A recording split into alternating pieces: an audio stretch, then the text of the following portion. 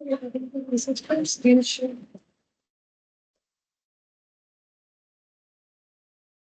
Yes ma'am.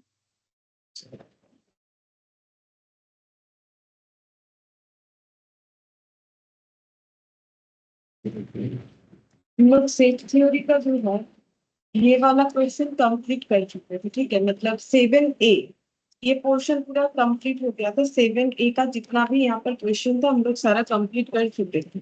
आज हम लोग क्या करेंगे ना, आज हम लोग थोड़ा वेन डायग्राम जो है उसके बारे में पढ़ेंगे, और जो वेन डायग्राम यूज करके वर्ड रिलेटेड प्रॉब्लम होता है, थोड़ा बहुत पोर्शन है वो वाला हम लोग अभी करेंगे, ठीक है। टाइम होगा तो रिलेशन भी पढ़ेंगे, क्योंकि उसके बाद सेट, रिलेशन, फंक्शन, ये तीन चीज पढ़ना होता है, जिसमें से हम लोगों ने सेट पढ़ा है और आज हम लोग वेन डायग्राम पढ़ा है। तो वेन डायग्राम का मतलब ये देखो, मैंने जब सेट स्टार्ट किया था तो थोड़ा बहुत तुम लोग को ड्रॉ करके दिखाया था। एक्चुअली पूरा नाम है यूलर वेन डायग्राम, ठीक है।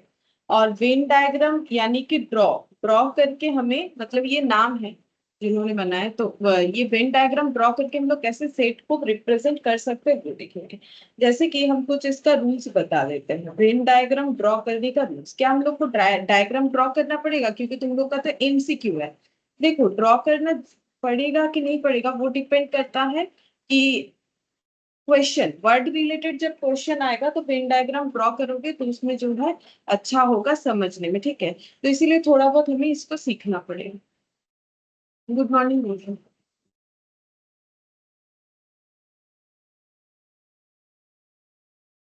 सबसे पहले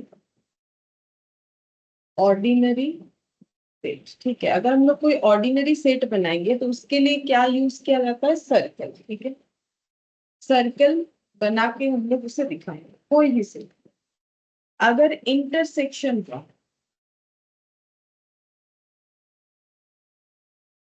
इंटरसेक्शन सेट हुआ तो उसमें हमें क्या करना है, कैसे समझाना है, शेड करना पड़ेगा।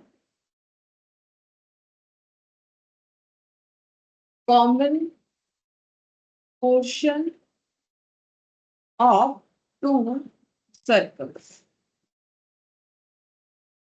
अगर हम लोग का union set,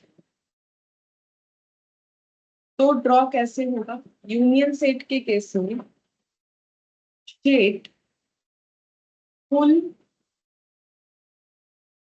portion of both circles.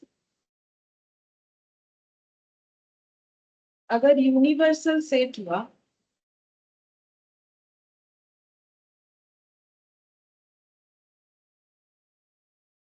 तो rectangle.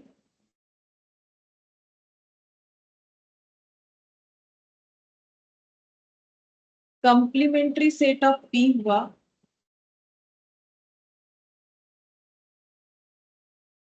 Complementary set of P अगर हुआ तो उसमें कैसे ड्रॉ करना है, shade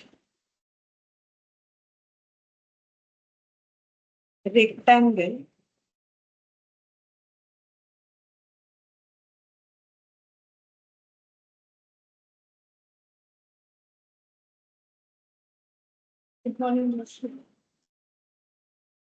good morning ma'am. Shade rectangle other than P.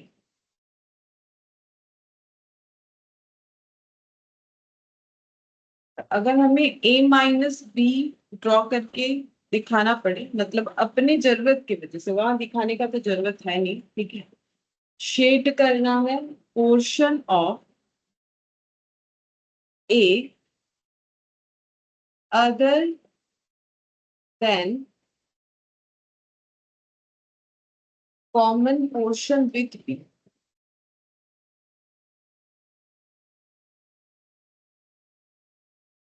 और लास्ट बी माइनस ए अगर हमें दिखाना है तो उसमें कैसे होगा, shade portion of B other than portion with ए।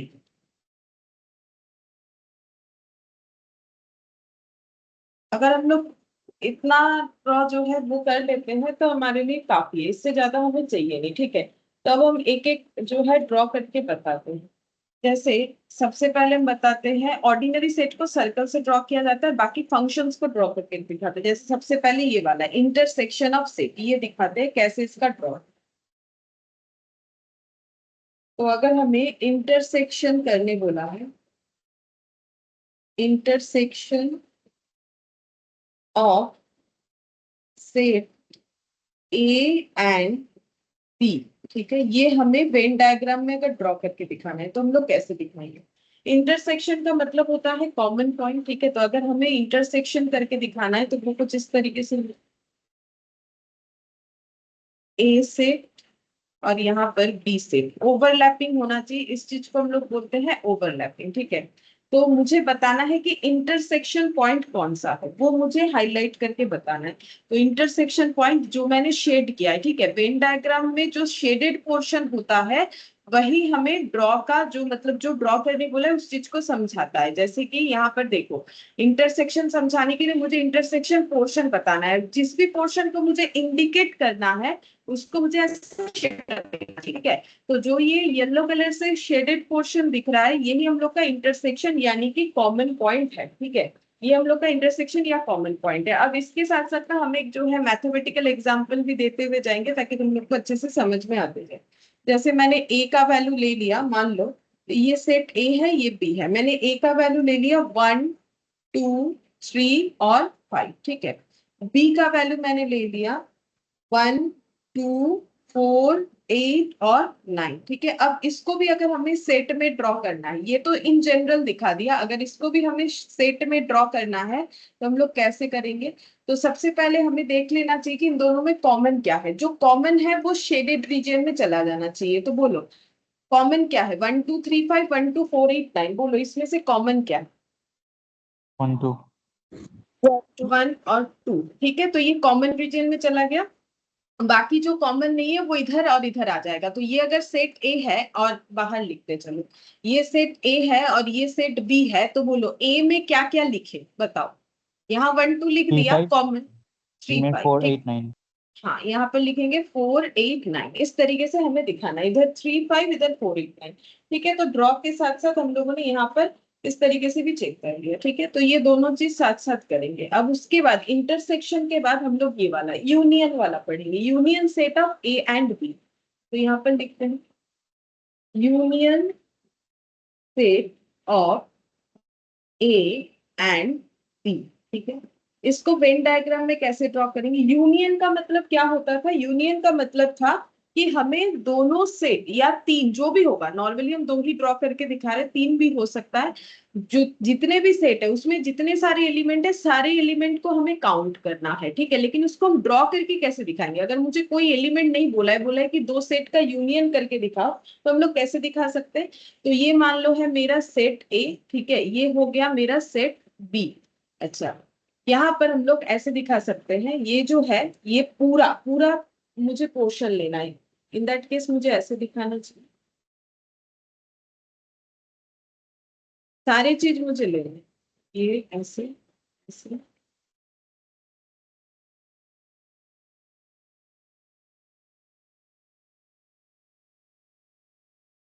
ऐसे।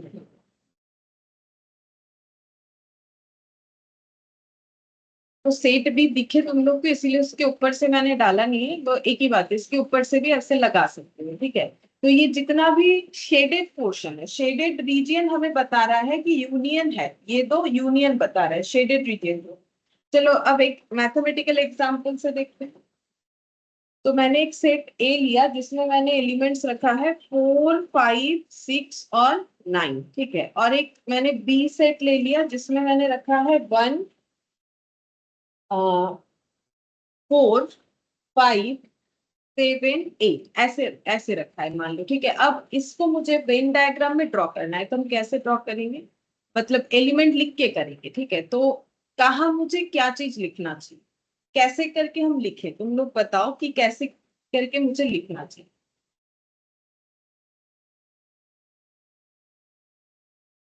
इसको इसमें रिप्रेजेंट करेंगे, कैसे करके लिखें।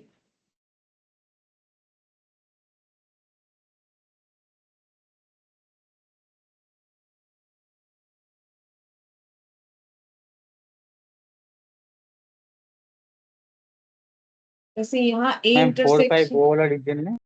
4-5 बीच वाला रीजन में। हाँ 4-5 बीच वाले रीजियन में चला जाएगा, सही है, क्योंकि देखो 4-5 दोनों में कॉमन है, तो 4-5 बीच में चला जाएगा, जो दोनों मतलब इससे ये पता चलता है कि 4 ए में भी है, 4-5 ए में भी है, 4-5 बी में भी है। अच्छा बाकी ए के इधर क्या लिखे पहले ये बता दो।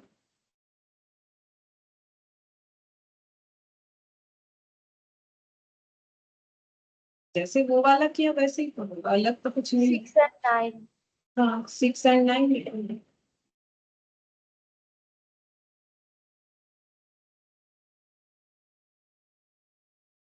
यहाँ पर हम लोग लिखेंगे 6 और 9, और इधर क्या क्या लिखेंगे? 178। 1, 7 और 8 हो गया, ठीक है। ये हम लोग का यूनियन बता रहा है, ठीक है, ये यूनियन बता रहा है, तो ये पूरे रीजन, ये देखो पूरा रीजन, जैसे यहाँ पर देखो ये ड्रॉ के हिसाब से बीच वाला, यहाँ पर भी देखो बीच में लिखा है मैंने येलो कलर से, ये साइड वाला हमें जरूरत नहीं है, मतलब ये मैंने पूरा पोस्टिंग बता दिया, मतलब कैसे करके इसको हम लोग इसके अंदर दिखा सकते हैं। बाकी अगर मुझे ए इंटरसेक्शन बी पूछे तो मुझे लिखना क्या चाहिए, 1, 2, ठीक है, ये मेरा पोर्शन है ए इंटरसेक्शन बी, ठीक है, ये भी मेरा पोर्शन है वही ए इंटरसेक्शन बी। अच्छा अब यहाँ पर ये पूरा पूरा शेडेड रीजन जितना भी येलो कलर से है, ये पूरा मेरा ए यूनियन बी है, जितना भी मेरा शेडेड रीजन है ये वाला, ठीक है, ये शेडेड रीजन। और यहाँ पर भी ये देखो ये शेडेड रीजन है, ये पूरा है, ठीक है। अब यहाँ पर अगर ए यूनियन बी निकालोगे तो कैसे निकालोगे? ए यूनियन बी कैसे लिखना होता है कि सारे एलिमेंट को हमें इकट्ठा लिखना है, लेकिन अगर कोई एलिमेंट रिपीट हो रहा है तो उसे एक ही बार लिखना है। तो हम स्टार्ट करते हैं 1 से, 1, 4, 5, 6, 7, 8, 9, वही मैंने यहाँ पर दिखाया, देखो ये पूरा हम लोग का ए यूनियन बी है, ठीक है, इस तरीके से हमें ड्रॉ करना है। अच्छा तो नेक्स्ट इसमें देखो, इसमें भी हम ऐसे करके दिखा सकते हैं, यहाँ पर हल्का से ऐसे ड्रॉ करके, और इसमें भी देखो समझाने के लिए ऐसे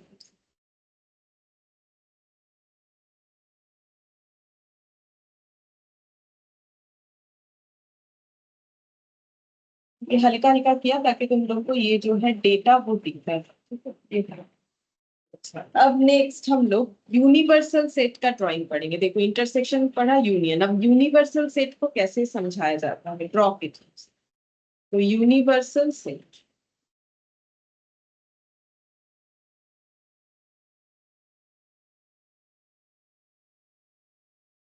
यूनिवर्सल सेट को नॉर्मली जो है, नॉर्मली नहीं एक्चुअली रेक्टेंगल से दिखाया जाता है, ठीक है, देखो मैंने लिख भी दिया है कि हमें रेक्टेंगल शेप का यूज करना है जब हम लोग यूनिवर्सल सेट बताएंगे, ठीक है। अच्छा अब यहाँ पर रेक्टेंगल शेप का यूज करेंगे तो इसका ड्रॉ कैसे होगा, जैसे कि देखो यहाँ पर ये मान लो ऐसे करके रेक्टेंगल शेप में ऐसे करके हम लोग यूनिवर्सल सेट को दिखा सकते हैं, ठीक है, ये हम लोग का हो गया यूनिवर्सल सेट, जिसको यू या फिर एस से भी डिनोट किया जाता है, तो मैंने एस से डिनोट कर दिया, इसको हम लोग यू या एस किसी से भी डिनोट करके दिखा सकते हैं। अच्छा अब ये पूरा ही हम लोग का यूनिवर्सल सेट हो जाएगा। एक सेकंड हम थोड़ा यहाँ पर देखते हैं इन्होंने कैसे दिखाया यूनिवर्सल सेट, इन्हें ज्यादा कुछ नहीं दिखा, छोड़, रेक्टेंगल ही होता है, ठीक है, हम सोच रहे हैं कि इसके अंदर कुछ और दिखा है कि नहीं सेट, तो वो कंप्लीमेंट्री में दिखा देंगे। चलो ये हम लोग का यूनिवर्सल सेट हो गया, ठीक है। अच्छा अब इसको समझाने के लिए हम लोग एक एग्जांपल लेते हैं, 1, 2, 3, 4, 5, 6, 7, 8, 9 और 10, ठीक है। तो अब इसको हम लोग कैसे दिखाएंगे, तो इसको अगर हमें दिखाना है तो हम लोग सिंपल ऐसे रेक्टेंगल ड्रॉ करेंगे, इसका मतलब यूनिवर्सल सेट हो गया, और इसके अंदर ये सारे जो एलिमेंट्स है इसको दिखा देंगे, जैसे कि इस तरीके से 1, 2, 3, 4, 5, 6, 7, 8, 9, 10, ठीक है, ये हो गया यूनिवर्सल सेट। इसके अंदर जितने ये पूरा पूरा का पूरा, ठीक है, ये पूरा शेडेड, ज्यादा गैप,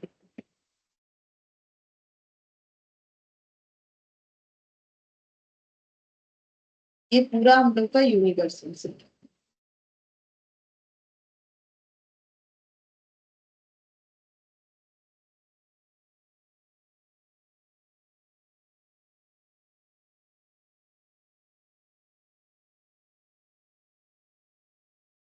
ये पूरा हो गया हम लोग का यूनिवर्सल सेट, ठीक है।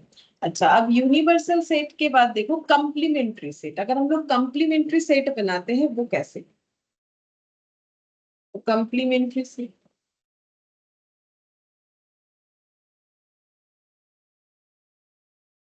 कंप्लीमेंट्री सेट का मतलब होता है कि ऐसा सेट जिसके अंदर जो एलिमेंट्स है वो हम लोगों का यूनिवर्स में तो है, लेकिन उनके मतलब उस सेट के पास नहीं है, पर्टिकुलरली उस सेट के पास नहीं है। जैसे कि देखो, ये यूनिवर्सल सेट बनना ही बनना है अगर कंप्लीमेंट्री सेट हमें बनाना है, ठीक है।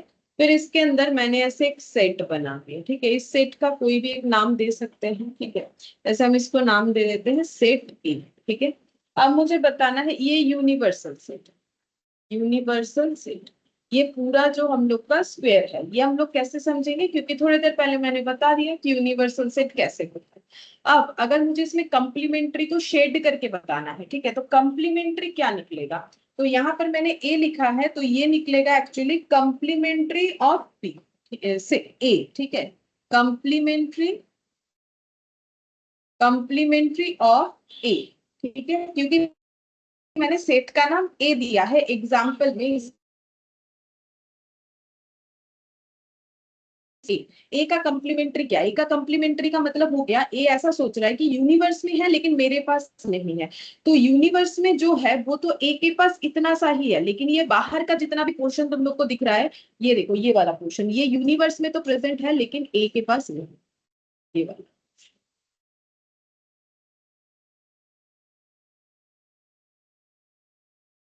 ये वाला पूरा पोर्शन ये यूनिवर्स में तो प्रेजेंट है लेकिन ए के पास नहीं है, क्योंकि हम लोग शेड करके दिखाएंगे। वेन डायग्राम का मतलब ही वही होता है, जो पोर्शन हमें चाहिए उसको शेड करके आइडेंटिफाई करना।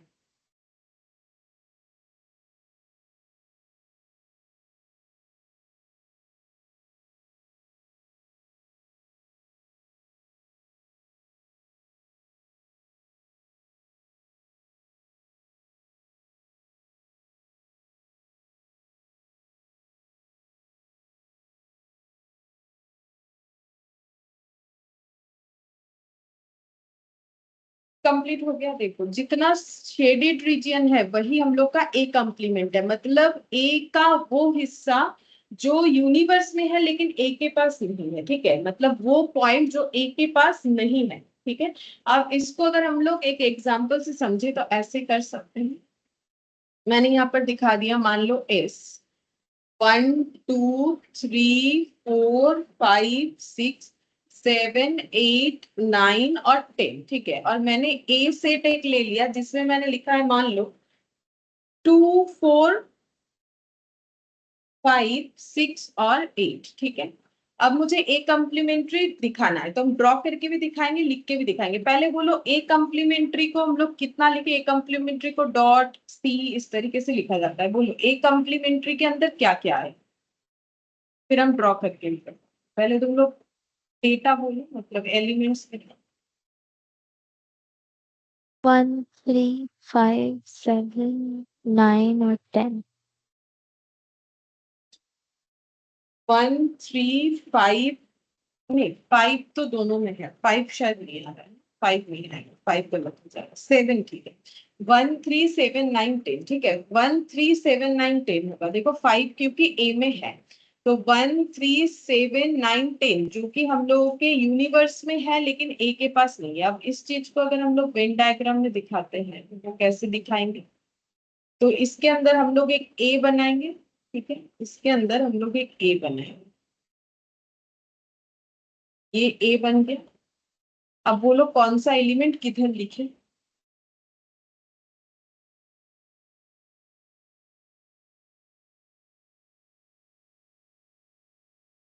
बोलो इसमें कौन सा एलिमेंट लिखना चाहिए मुझे। 2 4 5 6 और 8।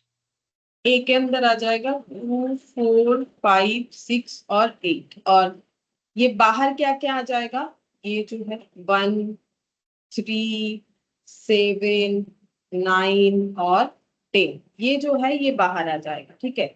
मतलब हम लोग का कंप्लीमेंट्री कौन सा है, ये शेडेड रीजन,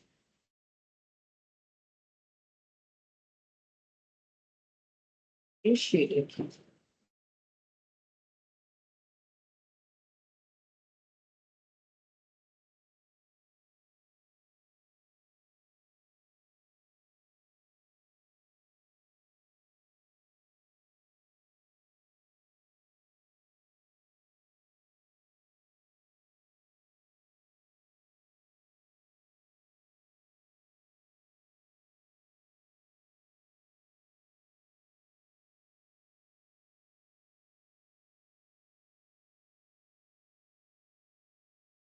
ठीक है, बन गया, ये हम लोग का हो गया ए कंप्लीमेंट। ठीक है, अच्छा अब नेक्स्ट हम लोग ये वाला देखेंगे, सेट का माइनस, जैसे कि ए माइनस बी और बी माइनस ए। तो देखो वो कैसे होगा, कंप्लीमेंट्री के बाद यहाँ पर सेट ए माइनस बी, इसको अगर मुझे वेन डायग्राम के थ्रू से ड्रॉ करना है तो हम कैसे कर सकते हैं, पहले तो दो सेट बनाना पड़ेगा। एक हो गया सेट ए और दूसरा सेट बी। अब मुझे अगर बताना है ए माइनस बी, मतलब ओनली ए, ए माइनस बी लास्ट दिन मैंने सिखाया था तुम लोग को, ए माइनस बी का मतलब ओनली ए। तो ओनली ए मतलब कौन सा पोर्शन होगा, ये वाला पोर्शन।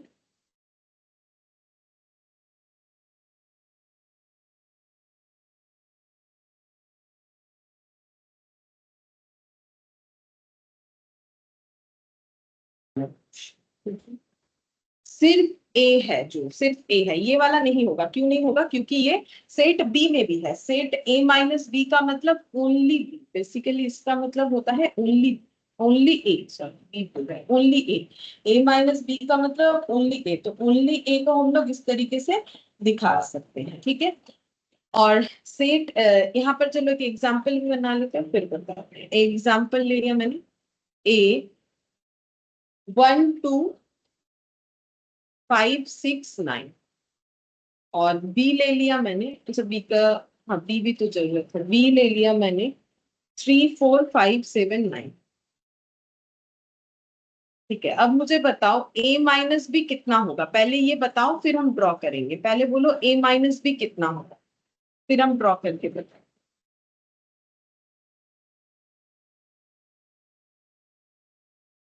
लास्ट दिन सिखाया तो बोलो a माइनस बी कितना होगा। Ma'am 1 2 5 one 6 9। 1 1 2 6 बस।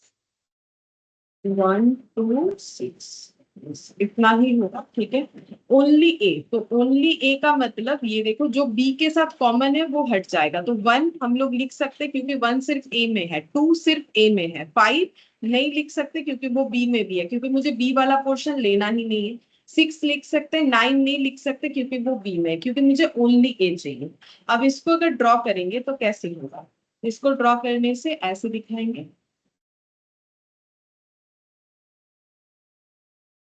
सेट ए और सेट बी। सेट ए में अच्छा कॉमन को इधर लिखते हैं बीच में, इन दोनों में कॉमन, सबसे पहले ड्रॉ करने का जो मेन पैटर्न है कि कॉमन एलिमेंट को पहले पुट कर दो। तो कॉमन एलिमेंट क्या है, 5 और 9, तो 5 और 9 यहाँ आ जाएगा। ठीक है, ए में क्या क्या आ जाएगा, 1, 5 9 हट गया तो 2 6। ठीक है, अच्छा इधर क्या आ जाएगा, बाकी बचा हुआ एलिमेंट 5 9 के अलावा 3 4 और 7। तो अगर मुझे बोला जाए कि बताओ ओनली ए कौन सा है, तो हम ये वाले शेड करके बता देते हैं, शेड करके बता देते हैं।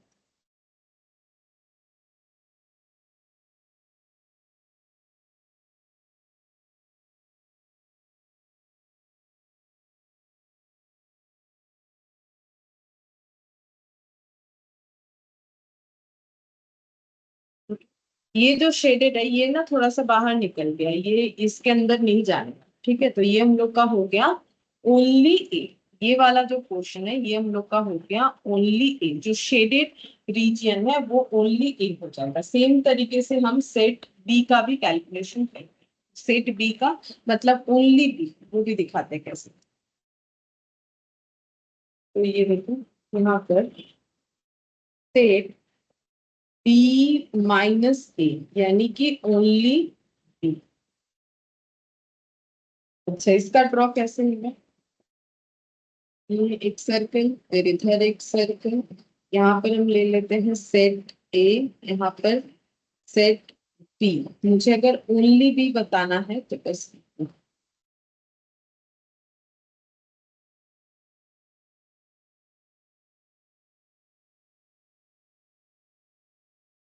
ये शेडेड जो रीजियन है, ठीक है, ये वाला मेरा क्या हो गया, ओनली बी, ये शेडेड रीजियन मेरा ओनली बी हो जाए। अच्छा, अब इसका भी हम लोग निकालते हैं, वही हम सेम एग्जाम्पल ले रहे हैं, ठीक है, यहाँ जो लिया था उसी को ले रहे हैं।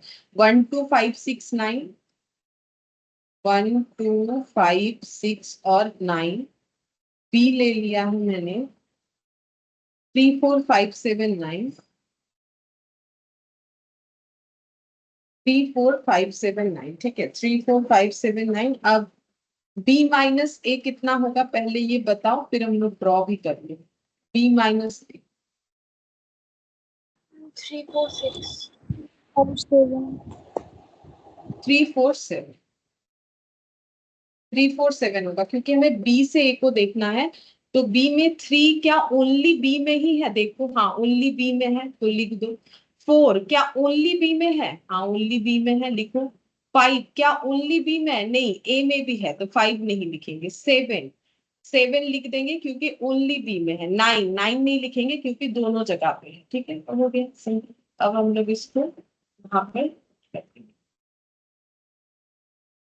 तो मुझे दिखाना है सेट बी का, ठीक है, तो यहाँ पर लिखते हैं सेट ए और सेट बी। तो 3 4 7 इधर आ जाएगा, 3 4 और 7, ठीक है। अच्छा, तो इधर क्या आ जाएगा, दोनों का जो कॉमन पॉइंट है, कॉमन पॉइंट हम लोग का आया 9 और 5। ये पहला वाला ही ड्रॉ है, ड्रॉ तो सेम तरीके से होगा, बस शेड जहां करना है वहां करें। अच्छा, अब यहाँ पर 5 9 आ गया, तो यहाँ पर 1 2 6, 1 2 और 6, और मुझे बताना है कि ओनली बी कौन सा है, तो मुझे शेड कहाँ पर करना पड़ेगा, जो ओनली बी का पोर्शन है वहां शेड करना। यहाँ हम शेड करें,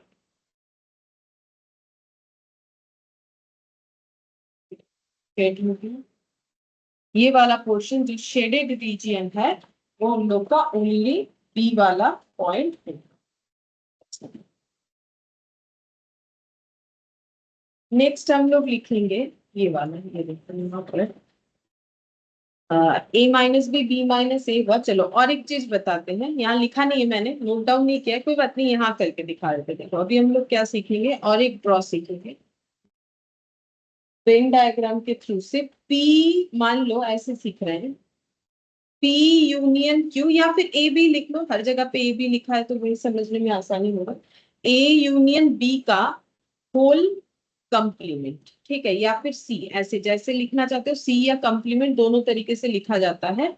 तो इसका हम लोग ड्रॉ करके दिखाएंगे वेन डायग्राम के थ्रू से। ये कैसे ड्रॉ कर सकते हैं, तो इसका मतलब क्या है, इसका मतलब है दो सेट तो है ड्रॉ में, एक ए है और दूसरा बी है, ठीक है, इतना तो कंफर्म है, और दोनों का यूनियन, तो ए और ये हो गया हम लोग का वाइट स्क्रीन पर, तो ये हम लोग का ए हो गया सेट, और एक हम लोग का बी सेट होते हैं, ठीक है, दोनों का मुझे यूनियन करना है। तो यूनियन का मतलब ये पोर्शन, लेकिन मुझे यूनियन का कंप्लीमेंट निकालना है। यूनियन का कंप्लीमेंट का वर्ड आते ही यूनिवर्सल कंसेप्ट ऑटोमेटिकली आ जाएगा, ठीक है। तो यहाँ पर देखो, यूनिवर्स में है लेकिन ए यूनियन बी के पास नहीं है, उसी को तो हम लोग बोलते हैं ए यूनियन बी का होल कंप्लीमेंट, ठीक है। तो यहाँ पर कंप्लीमेंट रीजियन कौन सा होगा, इसका मतलब अगर मुझे बताना है कि यूनियन बी का कंप्लीमेंट मुझे शेड करके वेन डायग्राम के थ्रू से बताना है, तो हम कौन से रीजियन को शेड करेंगे, ये बाहर वाला, क्योंकि मुझे क्या लेना है, ए यूनियन बी का होल कंप्लीमेंट, ये मुझे लेना, ठीक है। तो ये वाला हो जाएगा जो यूनिवर्स में है लेकिन ए यूनियन बी के पास नहीं।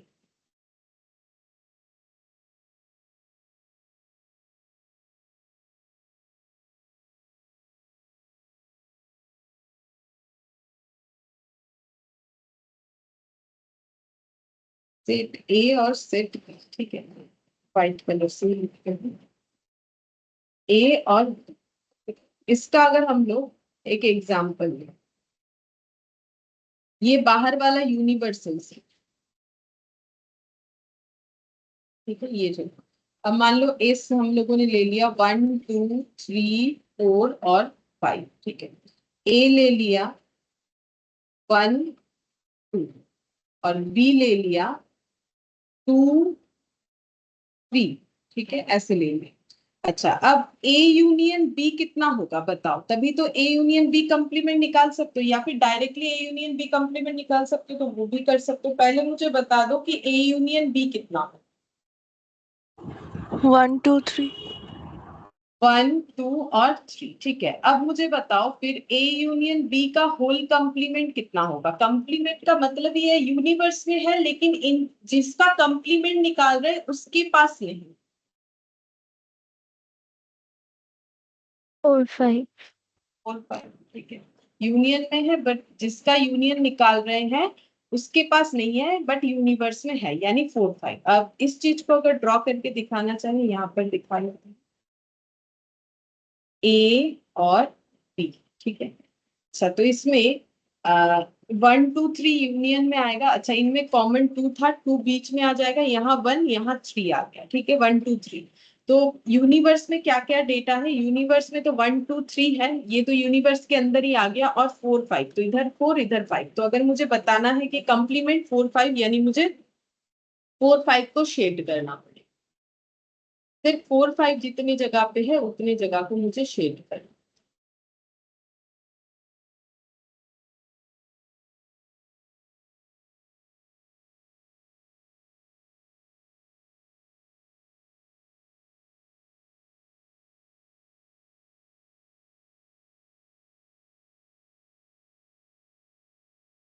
ये हो गया ए यूनियन बी का होल कंप्लीमेंट का ड्रॉ, ठीक है। चलो और एक ड्रॉ करेंगे यहाँ पर इंटरसेक्शन का कंप्लीमेंट। चलो ऐसे करके दिखाते हैं, ए इंटरसेक्शन बी, इसका होल कंप्लीमेंट, ये हम लोग को वेन डायग्राम में ड्रॉ करके दिखाना है। तो ए ले लिए, बी ले लिए, और यूनिवर्सल सेट, क्योंकि जैसे कंप्लीमेंट आया तो यूनिवर्सल सेट होगा स्क्वायर के फॉर्म में, यूनिवर्सल सेट।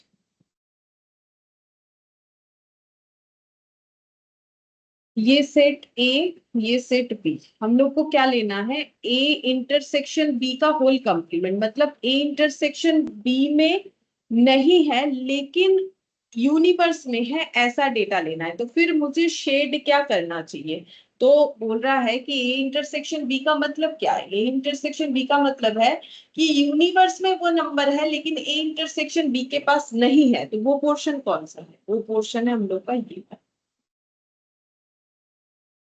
इंटरसेक्शन के जगह को छोड़ के पूरा, अभी हम डिजिट से दिखाएंगे तो और भी क्लियर हो सकता है।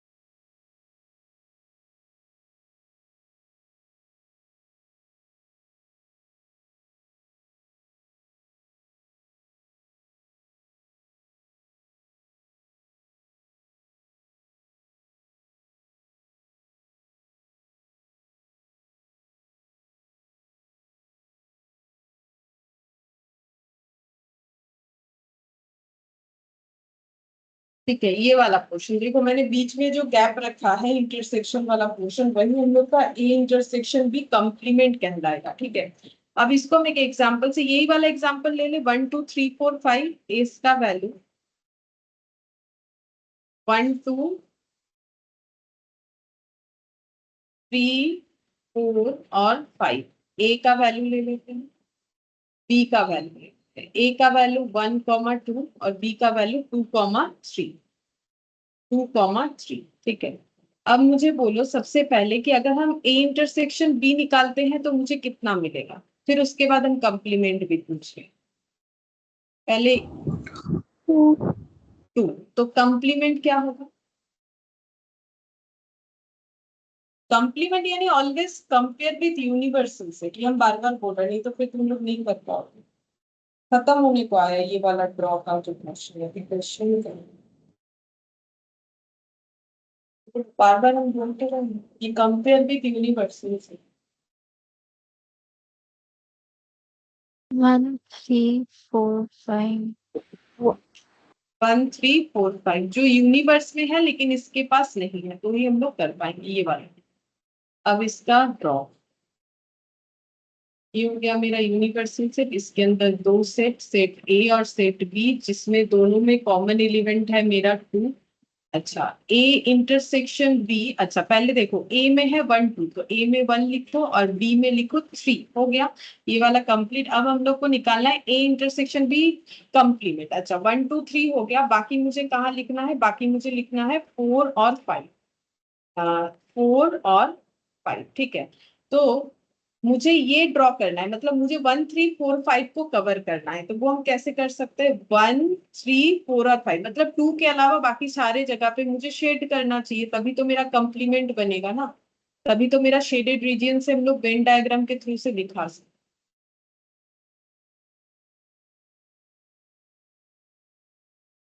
जो एलिमेंट आंसर में आया उसी का शेडिंग होता है।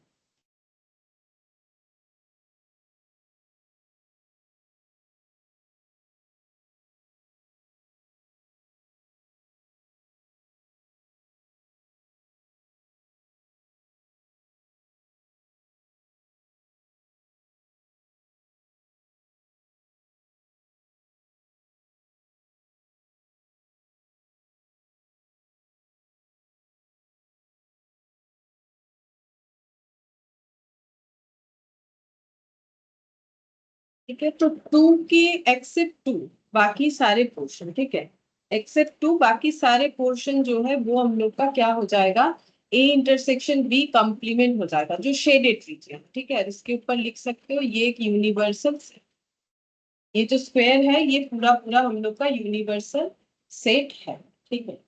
अब देखो, ये जो ड्रॉ है ना, ये मत सोचो कि हमें नहीं आएगा तो करके क्या फायदा, ऐसा मत सोचो, ठीक है। आएगा, अभी क्वेश्चन देखोगे समझ में आएगा इसका अहमियत क्या है। दूसरा बात है कि जब प्रोबेबिलिटी पढ़ोगे तो वहां पर ये सारी चीजों का अगर कंसेप्ट क्लियर नहीं होगा तो नहीं समझ सकते हो। क्योंकि अब यहाँ बता रहे हैं तो वहां पर और अलग से इसको नहीं बताएंगे, फिर हम तब यही बोलेंगे कि हम लोगों ने सेट थ्योरी में पढ़ा था, ठीक है।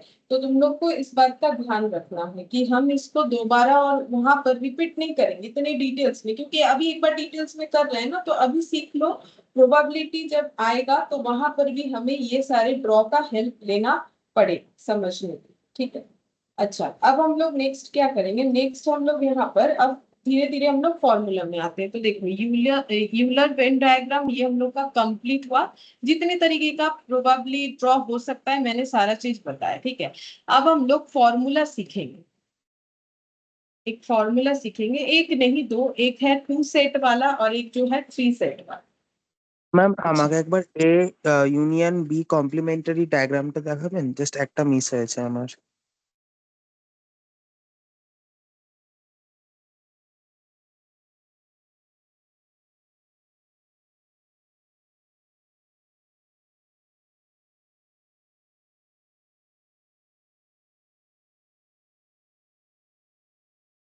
अच्छा अब देखो, हम लोग হ্যাঁ ম্যাম, হ্যাঁ सेट হ্যাঁ। ए और बी का हम लोग करने का स्टार्ट करते हैं। जब 2 सेट वाला होगा तब देखो क्या formula.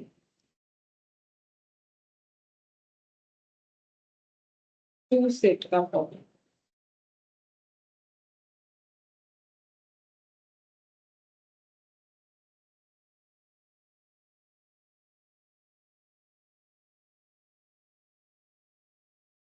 Two set operations formula. Two set operations फॉर्मूले में देखो इन लोग का इस तरीके से होता है, N of A union B equal होता है N of A plus N of B minus N of A intersection B. ये एक फॉर्मूला है, ठीक है, जो कि तुम लोग को याद रखना है, लेकिन हम समझाएंगे कि क्यों ऐसा होता है। तो इस फॉर्मूले को याद करके हम लोग कोई भी क्वेश्चन जो है वो सॉल्व कर सकते हैं, ठीक है। अच्छा, तो देखो, ये जो है हम लोग का A, n of A plus N of B minus N of A intersection B, ये क्यों किया जाता है? देखो, जैसे कि एन ऑफ मैम का ए का मतलब, पूरा सेट, बी का पूरा सेट माइनस कॉमन। हाँ, तो ये हम लोग ऑलरेडी करते ही हैं, ठीक है। जब हमें यूनियन निकालना होता है तो हम लोग क्या बोलते हैं, ए का टोटल लेना है, बी का टोटल एलिमेंट्स लेना है, लेकिन कॉमन एलिमेंट्स एक ही बार लेना है, ठीक है। तो उसमें देखो हम लोग का ऐसा होगा, जैसे कि देखो ये ड्रॉ कर दिया, ये एक सर्कल, यहाँ पर एक सर्कल है, मुझे चाहिए n of A union B, ठीक है। अब ए में मान लो मैंने रखा है 2 3 4 6, ठीक है, और बी में मैंने रखा है 1 5 और 6। अब मुझे ए यूनियन बी निकालना है, बोलो तो ए यूनियन बी कितना होगा? 1 2 3 4 5 6 1 2 3 4 5 6। तो हम लोगों ने क्या किया, ठीक है, अभी वेन डायग्राम से भी मैंने समझाया था, दोबारा बता रहे फॉर्मूला करवाते वक्त। 1 2 3 4 5 6 मतलब मुझे क्या, मैंने क्या लिया, 1 लिया बी से, ठीक है, 2 लिया ए से, 3 लिया ए से, वो लाइन बाय लाइन लिखा, तुम लोग 1 5 6 भी ले सकते हो, जैसा चाहो ले सकते हो, ठीक है। यहाँ पर ऑर्डर मैटर नहीं करता है, ऑलरेडी हम लोग जो है क्लास सेट थ्योरी का पहले क्लास में ही पढ़ चुके हैं। फिर यहाँ से 4 ले लिया, यहाँ से 5 ले लिया, यहाँ से 6 ले लिया। अब देखो कॉमन क्या था हमारा, 6, ठीक है, तो वो हम लोगों ने एक ही बार लिया, मतलब मुझे टोटल ऑफ ए और बी करना है, लेकिन कॉमन को एक ही बार लिखना है। तो मेरा कॉमन एलिमेंट कौन सा था, कॉमन एलिमेंट मेरा यहाँ पर 6 था, ठीक है। तो यहाँ पर क्या आ जाएगा, ये अगर ए है, ये सेट बी है, तो ए के अंदर क्या क्या आ जाएगा, 2 3 4, ये देखो ये हो गया 2 3, ठीक है, और 6 ये इसको कवर कर रहा है, ए सेट में 2 3 4 6 ये कवर कर रहा है, लेकिन 6 को बीच में इसीलिए लिखा है क्योंकि वो बी में भी बिलोंग कर रहा है। तो 1 5 ये हो गया, ठीक है। अच्छा, अब अगर हमें ये काउंट करना हो, अगर हम लोग ड्रॉ काउंट करके देखें कि एन ऑफ का मतलब होता है कार्डिनल नंबर ऑफ सेट, पढ़ चुके हैं ये सारी चीज हम लोग पहले। तो कार्डिनल नंबर निकालना है, कार्डिनल नंबर का मतलब कितने सारे इसमें एलिमेंट्स है, ठीक है। तो n of A union B तुम लोग यहां से देख के बता सकते हो कि कितने सारे एलिमेंट है इसके अंदर, यहां से बताओ, यहां से बताओ n of A union B में कितने सारे एलिमेंट, 6 6 एलिमेंट है, ठीक है। अच्छा, एन ऑफ ए कितना होगा ये बता सकते हो, इसके ऊपर लिखे एन ऑफ ए कितना होगा, नीचे लिखो, बोलो एन ऑफ ए कितना होगा, यहाँ पर 4 4। एन ऑफ बी कितना होगा, 3 3, ठीक है। अच्छा, तो अगर हम लोग 3 + 4 ऐड करते हैं तो कितना होता है, क्योंकि हमें फॉर्मूला क्या बोल रहा है, N of A plus N of B करो, तो 3 + 4 करोगे तो कितना होगा, 7 7, ठीक है। लेकिन हम लोगों ने देखा n of A union B practically करके देखा, वो 6 एलिमेंट आ रहा है, लेकिन हम लोग का 7 आ रहा है, तो 6 एलिमेंट जो है वो राइट आंसर है। अब 6 क्यों हो रहा है ये एक्सप्लेन कर सकते हो, 7 ऐड हो रहा है, ऐड होके फिर भी 6 क्यों लिखना पड़ रहा है ये बता सकते हो, 7 क्यों नहीं होता है, तो माइनस उसी से, इंटरसेक्शन हो रहा है। क्योंकि 6 को हम लोग 2 बार नहीं लिख सकते, कॉमन एलिमेंट हम लोग का 6 है, कॉमन एलिमेंट 6 है, तो अब जब हम लोग ए में 3 एलिमेंट्स ले रहे हैं, तो सॉरी ए में जब हम लोग 4 एलिमेंट्स ले रहे हैं तो वहां पर भी हम लोग 6 को जो है ले रहे हैं, और जब हम लोग यहाँ पर बी में 3 एलिमेंट ले रहे हैं तो भी 6 को हम लोग ले रहे हैं। तो एक्चुअली क्या हुआ, जब हम लोग यहाँ पर ए का 4 एलिमेंट ले रहा है तो उसमें 6 इंक्लूड है, जब बी में हम लोग 3 एलिमेंट्स को कंसिडर कर रहे हैं उसमें भी 6 इंक्लूड है, 6 यानी द वैल्यू एलिमेंट्स, एलिमेंट 6, ठीक है। तो अगर हम लोग का यहाँ पर 7 जो है वो इंक्लूडेड हो रहा है, तो 6 तो 2 बार काउंट हो गया, तो 2 बार काउंट करना तो गलत है, ठीक है। तो हमें क्या करना है, टोटल नंबर पता करना है। तो यहाँ पर अगर हम एक बार 6 को काउंट कर चुके हैं तभी तो हम बोल रहे 4 एलिमेंट, फिर इधर का जब काउंट कर रहे फिर बोल रहे 3 एलिमेंट, तो ये 6 बेचारा 2 बार काउंट हो गया।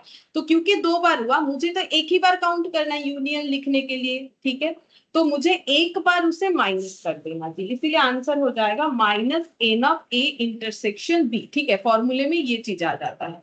अब इसको अगर फॉर्मूला बेस्ड हम लोग कैलकुलेट करना चाहें, यहाँ पर तो 6 आएगा, 1 2 3 4 5 6 ऐसे करके, और इसको अगर फॉर्मूले में डाल के देखोगे तो भी सेम आंसर आ जाएगा इस चीज में। ये देखो N of A union B हो जाएगा, एन ऑफ ए मतलब 4, एन ऑफ बी मतलब 3, और n of A intersection B, अच्छा इसमें ए इंटरसेक्शन बी भी बता दो कितना है, और उसका एन भी बता दो, एन ऑफ बी बता दो,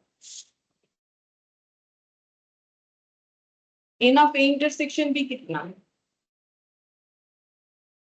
6 और n of A intersection B क्या होगा? ए इंटरसेक्शन बी 6 है, एन ऑफ ए इंटर 1, ठीक है, माइनस यहाँ पर 1 हो जाए, तो 7 माइनस 1 यहाँ पर 6, ये आंसर, ठीक है। अच्छा, अगर ये समझ में आ गया तो हम एक क्वेश्चन दे रहे हैं, एग्जाम्पल, तुम लोग वो करके बताओ, ठीक है? क्या ম্যাম एग्जाम्पल একবার है? লাস্ট স্লাইডটা একটু দেখাবেন?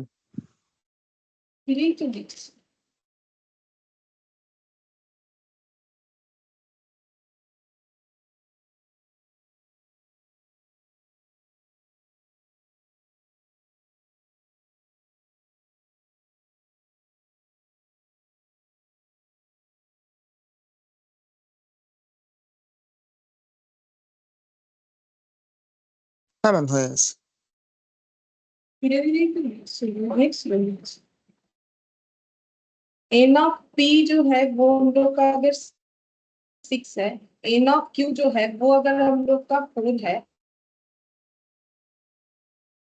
सेक्शन क्यू ये हम लोग का 3 है, तो मुझे ये बताओ n of P union Q कितना है?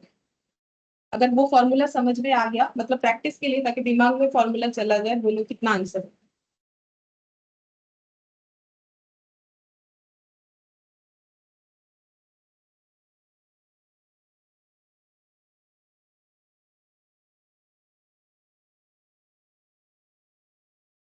सेवन हाँ बोलो, कट गया 7 7, अच्छा ठीक है, चेक करते हैं। N of P plus N of Q minus N of P intersection Q, तो यहाँ पर 6 प्लस 4 माइनस 3,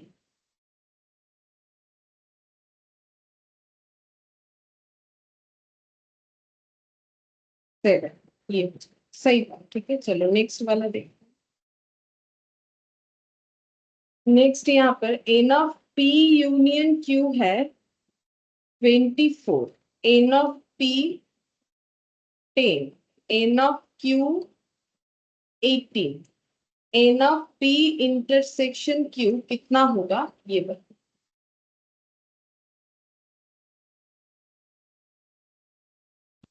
मैम 4 4, हाँ 4, सही बात, 4 होगा।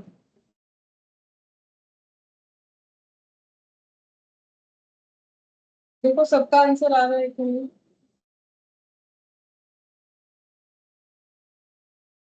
है ma'am 4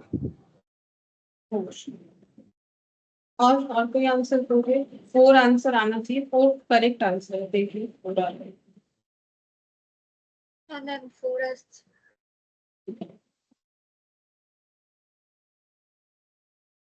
N of P union Q, n of P plus N of Q minus N of P intersection, तो ये 24 गिवन है, ये 10 गिवन है, ये 18 गिवन है, minus N of P intersection, तो ये हो जाएगा 24 माइनस, ये हो गया हम लोग का 28, minus N of P intersection Q, तो -4 minus N of P intersection Q, तो n of P intersection Q ये हम लोग का हो जाएगा, दोनों साइड से माइनस माइनस हटा दो 4, ठीक है, तो ये आंसर हम लोग का 4 आ गया, ठीक है। चलो अब सेट 2 ऑपरेशन हम लोगों ने किया, अब हम लोग सेट 3 ऑपरेशन वाला करते हैं।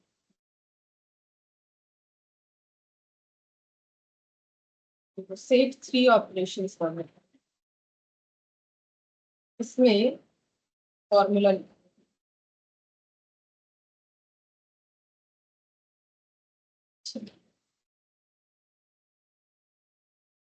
3 set operations formula,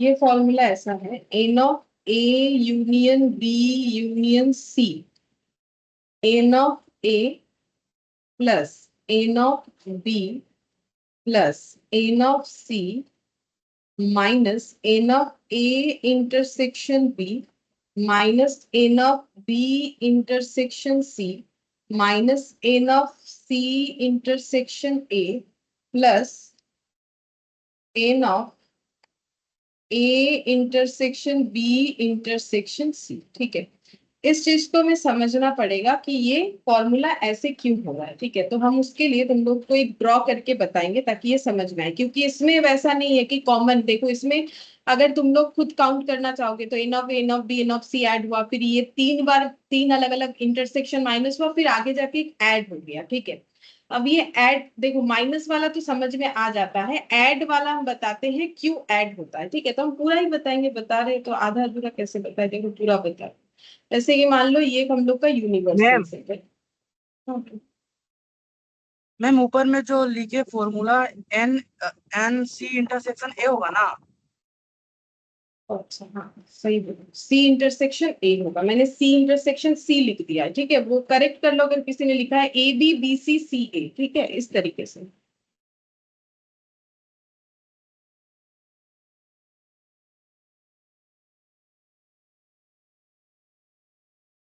अच्छा, अब जब हम लोग एन ऑफ ए ले रहे हैं, ठीक है, जब हम लोग एन ऑफ ए ले रहे हैं तो कौन सा पोर्शन ले रहे हैं पता है? ये हम देखो अलग अलग कलर से बता रहे, पूरा ये वाला पोर्शन ले रहे हैं। जब एन ऑफ ए ले रहा है पूरा, ये जो मैंने रेड कलर से दिखाया ये पूरा पोर्शन ले रहे हैं। अच्छा, अब दूसरे किसी कलर से दिखाते, जब एन ऑफ बी ले रहे हैं तो ये पूरा पोर्शन ले रहे हैं। ठीक है, और जब हम एन ऑफ सी ले रहे हैं, एन ऑफ सी ले रहे हैं तो ये वाला पूरा पोर्शन ले रहे हैं। ये देखो, ये पूरा पोर्शन हम लोग काउंट कर रहे हैं जब हम लोग एन ऑफ सी ले रहे हैं। अच्छा, अब एक चीज देखो, जब हम इसको फिर हटाते हैं, फिर हम दिखाते हैं। देखो, जब हम लोग एन ऑफ ए ले रहे हैं तो हम लोग एन ऑफ ए जब काउंट कर रहे हैं और जब एन ऑफ बी काउंट कर रहे हैं, तो कौन सा पोर्शन हम लोग 2 बार काउंट कर रहे हैं, बोल सकते हैं? ए कौन सा? Intersection B. A intersection B, मतलब अगर हम इस सेट में नाम डाल दें, ये ए सेट है, ये बी सेट है, ये सी सेट है, तो जब हम n of A plus N of B जैसे ही कर रहे हैं तो ऑन दैट मोमेंट हम ये वाले पोर्शन को 2 बार लें, यहाँ का पोर्शन। ठीक है, इसीलिए मुझे ये पोर्शन को एक बार एलिमिनेट करना चाहिए, जो कि यहाँ पर हो जा रहा है ए माइनस बी। ठीक है, जो कि यहाँ पर हो जा रहा है ए माइनस बी। देखो, ये समझ में आया? जब हम n of A plus B ले रहे हैं तो ये पोर्शन मेरा 2 बार काउंट हो रहा है। कैसे? ए के केस में भी ये आ रहा है, बी के केस में भी ये आ रहा है, तो एक पोर्शन को तो मुझे एक ही बार लेना है क्योंकि मुझे यूनियन करना है। तो हम ये वाले पोर्शन को एलिमिनेट करने के लिए n of A intersection B करना। अच्छा, जब हम B और C को ले रहे हैं, जब हम B और C को ले रहे हैं तो कौन सा पोर्शन 2 बार ले रहे हैं, बता सकते हो? जब हम B और C को ले रहे हैं कौन सा पोर्शन 2 बार ले रहे हैं? बी इंटरसेक्शन सी।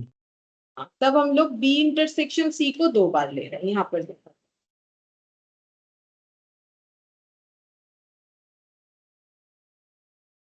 ये जो B इंटरसेक्शन C है, B इंटरसेक्शन C है, इसको 2 बार काउंट करें, क्योंकि जब B ले रहे तब भी काउंट करें, जब C ले रहे तब भी काउंट करें। तो B इंटरसेक्शन C को मैंने यहाँ से डिस्कर्ड कर दिया एक बार। ठीक है, ताकि मेरा दो डबल काउंटिंग ना हो। ठीक है, फिर इसके बाद हम लोग जब ले रहे हैं ये वाला पोर्शन, दूसरा कोई कलर लेते हैं, ये वाला पोर्शन। ठीक है, A और C जब ले रहे हैं तो कौन सा पोर्शन 2 बार काउंट हो रहा है? जब A और C को लिया जा रहा है, टोटल A और टोटल C, तो कौन सा पोर्शन 2 बार काउंट हो रहा है? जब n of A plus N of C का कंसेप्ट आ रहा है तो कौन सा पोर्शन 2 बार काउंट?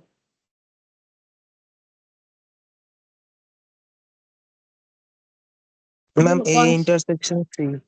तो A इंटरसेक्शन C हम लोग का 2 बार काउंट हो। ठीक है, तो हम लोगों ने उसको एलिमिनेट कर दिया। अब मुझे एक चीज बताओ, जब हम लोग A इंटरसेक्शन B ले रहे हैं तब ये वाला पोर्शन एलिमिनेट किया। ठीक है, जब एन ऑफ ए लिया तो पूरे पोर्शन में इसको लिया। ठीक है, ये जो मैंने ऐसे बोल्ड किया है। जब एन ऑफ बी लिया तो भी इसे लिया, जब एन ऑफ सी लिया तो भी इसे लिया, जो मैंने बोल्ड कर रखा है। अब जब मैंने n of B A intersection B intersection C और सी इंटरसेक्शन ए इसलिए किया, प्लस कर दिया मैम।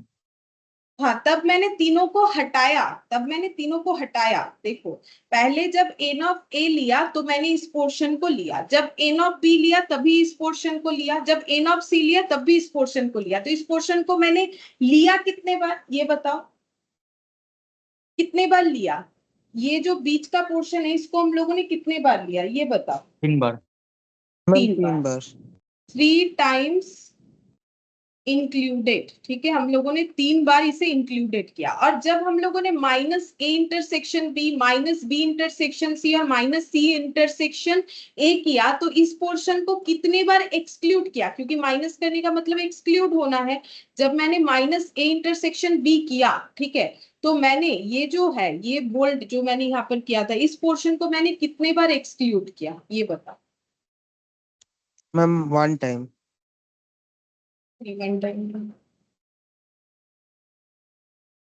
1 टाइम कैसे 1 टाइम? जब ए क्या मैम इंटरसेक्शन क्या बी, पूछ रहे हैं? हम पूछ रहे हैं कि अगर ए इंटरसेक्शन बी को एलिमिनेट कर रहे हैं, अगेन बी इंटरसेक्शन सी और सी इंटरसेक्शन ए, तो ये जो कॉमन पोर्शन है इसको हम लोग कितने बार हटा रहे हैं? 3 बार। 3 बार, ठीक है। तो 3 टाइम्स एक्सक्लूडेड, ठीक है। तो क्या ये चीज हमारे पास बचा? हम लोगों ने 3 बार उसको लिया, 3 बार ही उसे हटा दिया, तो क्या ये चीज हमारे पास बचा? मतलब हमारे ड्रॉ से ये वाला पॉइंट आउट हो गया। बोलो, ये बात समझ में आया कि नहीं? अगर हम इसी पोर्शन को 3 बार लिए और 3 बार हटा दिए, 3 बार लिए कैसे? जब एन ऑफ ए लिया तो भी उसे लिया, जब एन ऑफ बी लिया तो फिर उसे लिया, जब एन ऑफ सी लिया तो फिर उसे लिया, ठीक है। ये हो गया 3 बार इंक्लूड करने का तरीका। अब एक्सक्लूड कैसे हुआ? जब मैंने एक्सक्लूड किया ए इंटरसेक्शन बी को, तो या उसमें ये पोर्शन आता है, ये हटा, ठीक है। जब मैंने बी इंटरसेक्शन सी को हटाया तो फिर से ये हटा, जब मैंने ए इंटरसेक्शन सी को हटाया फिर से ये हटा। तो 3 बार आया और 3 बार ही चला गया, तो ये ड्रॉ का जो इम्पैक्ट है वो हट जाता है। तो फिर हमें इसे क्या करना पड़ेगा? 1 टाइम क्या करना पड़ेगा? लेफ्ट कर देना पड़ेगा ma'am, A intersection B intersection C. 1 time added करना पड़ेगा। ये बीच वाला पोर्शन क्योंकि 3 बार आया 3 बार ही चला गया, तो उसका इम्पैक्ट देने के लिए उसे ऐड करना पड़ेगा। तो ये कुछ नहीं, समझने के लिए, बाकी फॉर्मूले से काम हो जाता है, लेकिन अगर समझ के याद करोगे तो वर्ड वाला प्रॉब्लम कर पाओगे, ठीक है। अच्छा, तो ये वाला पोर्शन इसीलिए ऐड होता है लास्ट में फॉर्मूले में जाके, ये जो एडेड वाला देख रहे हो ये इस वजह से ऐड होता है। अच्छा, अब इसका एक क्वेश्चन देते हैं, ठीक है, एक एग्जाम्पल है।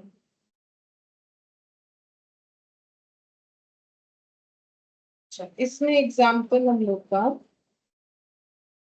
क्या एग्जाम्पल है? अच्छा, ये वाला एन ऑफ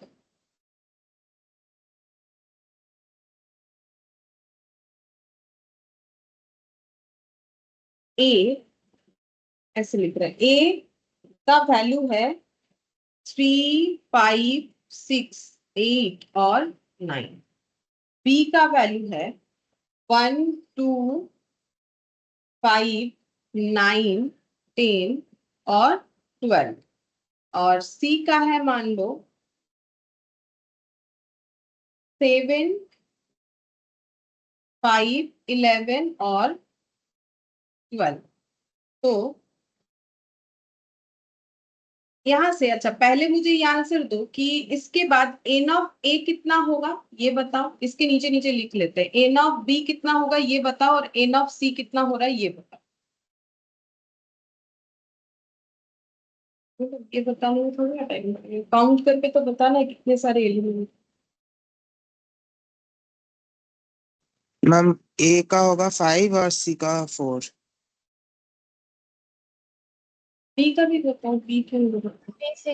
6 हाँ, बी 6 हो जाएगा, ठीक है। अब मुझे बताओ कि ए इंटरसेक्शन बी कितना होगा, पहले ये बताओ, पहले वैल्यू बताओ, हम एन ऑफ बाद में पूछेंगे। पहले ए इंटरसेक्शन बी कितना हो रहा है, बी इंटरसेक्शन सी कितना, क्या क्या आएगा, और सी ए इंटरसेक्शन सी क्या क्या आएगा, ये बताओ।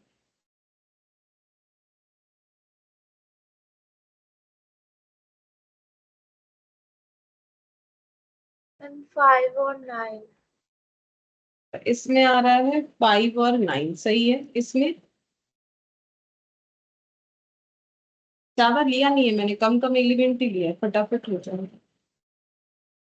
5 और 2। 5 और 12। 12, 5 और 12। और ए इंटरसेक्शन सी में 5। मैम 5। अच्छा, तो अब ए नॉट भी बताओ।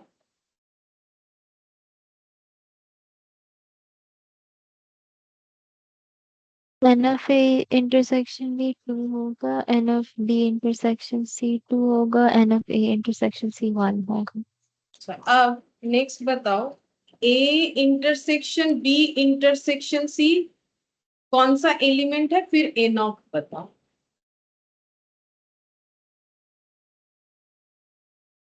5। 5, तीनों में कॉमन जो है वो 5 है, तो ए नॉट कितना आ जाएगा? 1। 1, ठीक है। अच्छा, अब A union B union C बताओ, उसमें क्या क्या है? A union B union C,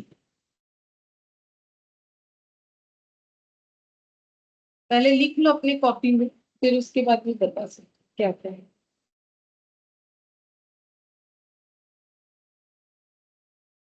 ma'am 11 होगा आंसर। हाँ, आंसर पे बोलो, A union B union C में क्या क्या आएगा, यहाँ से देखते हैं। 5, 9, 12। 5, 9, 12, नहीं गलत। 1, 2, 3, 5, 6, 7, 8, 9, 10, 11, 12. 1, 2, 3, 5, 6, 7, 9, 10, 11, 12। अच्छा, देख लेते हैं क्या क्या आना चाहिए। 3, 5, 6, 8, 9 देखते हैं। 3, 5, 6, 8 नहीं लिखो, 8, 9, 8, 9, ठीक है। तो 3, 5, 6, 7, 8, 9, 3, 5, 6, 7, 8, 9 ये आ जाएगा। इधर से आ जाएगा 1, 2, 1, 2, 5 ऑलरेडी लिया हुआ है, 9 लिया हुआ है, 10, 12, 10, 12, और इधर से 7, 5, 11, 12, 12 लिया हुआ है, 11 को कट कर लेते हैं, 7 भी लिया हुआ है, 5 भी लिया हुआ है। अच्छा, ये हो जाएगा। अब इसका एन ऑफ बताओ, n of A union B union C कितना होगा, ये बताओ। 11. 11, ठीक है। तो ये देखो, हम लोग नॉर्मली जो सीखे थे, ऐसा हमारे एक्सरसाइज में भी क्वेश्चन था, हम लोगों ने सॉल्व किया था। हाँ, ऐसे किया था, फॉर्मूले से नहीं किया था। अब इसी चीज को इस फॉर्मूले में दो, ठीक है। फॉर्मूले में देके मान लो हमारे पास ये सारे डेटा गिवन है और हम लोग को कैलकुलेट करने के लिए बोला है N of A union B union C. तो फॉर्मूला लगा के कैसे कैलकुलेट कर सकते हैं, तो फॉर्मूला लगा के n of A union B union C, N of A, n of B, n of C minus A intersection B, B intersection C, C intersection A, ठीक है। इसका ना कोई ऐसा सीक्वेंस नहीं है कि ऐसे ही फॉलो करना पड़ेगा, ऐसा कोई जरूरी नहीं। A intersection B intersection C. अब एन ऑफ ए ये हमें गिवन है 5 + 6 + 4, ठीक है। मतलब पूरे ए में 5 एलिमेंट है, पूरे बी में 6 एलिमेंट है, पूरे सी में 4 एलिमेंट है। लेकिन जैसे हम लोगों ने ये लिया, ए बी का कॉमन पोर्शन 2 बार काउंट हुआ, बी सी का कॉमन पोर्शन 2 बार काउंट हुआ, ठीक है। तो हम लोग क्या करेंगे, ए बी का कॉमन पोर्शन हटाएंगे। ए इंटरसेक्शन बी 2, 2 और 1, ठीक है। तो ए इंटरसेक्शन बी 2 है, बी इंटरसेक्शन सी भी हम लोग का 2 है, और सी इंटरसेक्शन ए हम लोग का 1 है। प्लस अब जैसे ही हटाए तो बीच वाला जो पोर्शन जो तीनों का कॉमन था वो 3 बार इंक्लूड भी हुआ, 3 बार एक्सक्लूड भी हुआ, तो एक बार इंक्लूड कर लेना है। तो ए इंटरसेक्शन बी इंटरसेक्शन ये 1 है, ठीक है। हम लोग यहाँ लिखेंगे 1। तो इसका आंसर कितना आ गया, 6 + 4 10, 10 + 5 15, 15 और -4 यानी 11। ये +1 -1 कैंसिल हो गया तो 11 हो गया। तो देखो, फॉर्मूले से भी 11 आ गया, बिना फॉर्मूले से भी 11 आ गया, ठीक है। तो ये जस्ट फॉर प्रैक्टिस, हमें जैसा क्वेश्चन देगा उस हिसाब से हमें चलना पड़ेगा। जिस तरीके का क्वेश्चन है। अच्छा अब देखते हैं, जब हम लोग को अब हम ये वाला आज जो सिखाए वो क्यों सिखाए, ताकि हम लोग वर्ड प्रॉब्लम को सॉल्व कर सके, ठीक है। तो जब हमें प्रॉब्लम रिलेटेड टू वर्ड देगा, प्रॉब्लम्स रिलेटेड टू वर्ड, ठीक है, तो हम लोग उसको कैसे सॉल्व कर सकते हैं। देखो फॉर्मूले से हो जाता है तो फॉर्मूला लगा सकते हो, कोई प्रॉब्लम नहीं है। 3 स्टेप में हमें करना चाहिए, ठीक है। अगर जरूरत पड़े तो स्टेप 1 में क्या कर सकते हैं, यूज ऑफ वेन डायग्राम, ठीक है, यूज ऑफ वेन डायग्राम, हम लोग वेन डायग्राम का यूज करेंगे। स्टेप 2 में क्या करेंगे, फॉर्मूला अप्लाई करेंगे, यूज 2 सेट फॉर्मूला या फिर 3 सेट फॉर्मूला, जैसा क्वेश्चन होगा। अगर हमारे क्वेश्चन से 2 सेट बनता है तो 2 सेट का फॉर्मूला अप्लाई करेंगे, अगर हमारे क्वेश्चन से 3 सेट बनता है तो 3 सेट वाला फॉर्मूला हम लोग अप्लाई करेंगे, ठीक है। अच्छा अब देखते हैं कैसा क्वेश्चन है हम लोग के पास। अच्छा उसके पहले एक 2 पॉइंट तुम लोग को बता देते हैं। अगर हमें क्वेश्चन में दिया हुआ रहे आइदर, मान लो ऐसे दिया हुआ रहे कि आइदर ए और बी, इस तरीके का कुछ दिया हुआ है, तो हमें क्या निकालने के लिए बोल रहा है, अगर कार्डिनल नंबर में निकालने के लिए बोल रहा है तो A union B, basically A union B बोल रहा है। अगर मुझे इस तरीके से बोले, क्योंकि और का मतलब यूनियन होता है, ठीक है, और का मतलब यूनियन होता है। और अगर बोले कि ए एंड बी बोथ, ऐसे हमें बता दें, तो इसका मतलब हमें ये निकालने के लिए, एंड का मतलब होता है, एंड का मतलब होता है इंटरसेक्शन, ठीक है, एंड का मतलब इंटरसेक्शन होगा, ये हमें ध्यान रखना है। तो इस बात का अगर ध्यान रखेंगे तो हम लोग क्वेश्चन को कर पाएंगे। अच्छा अब देखते हैं कैसा क्वेश्चन,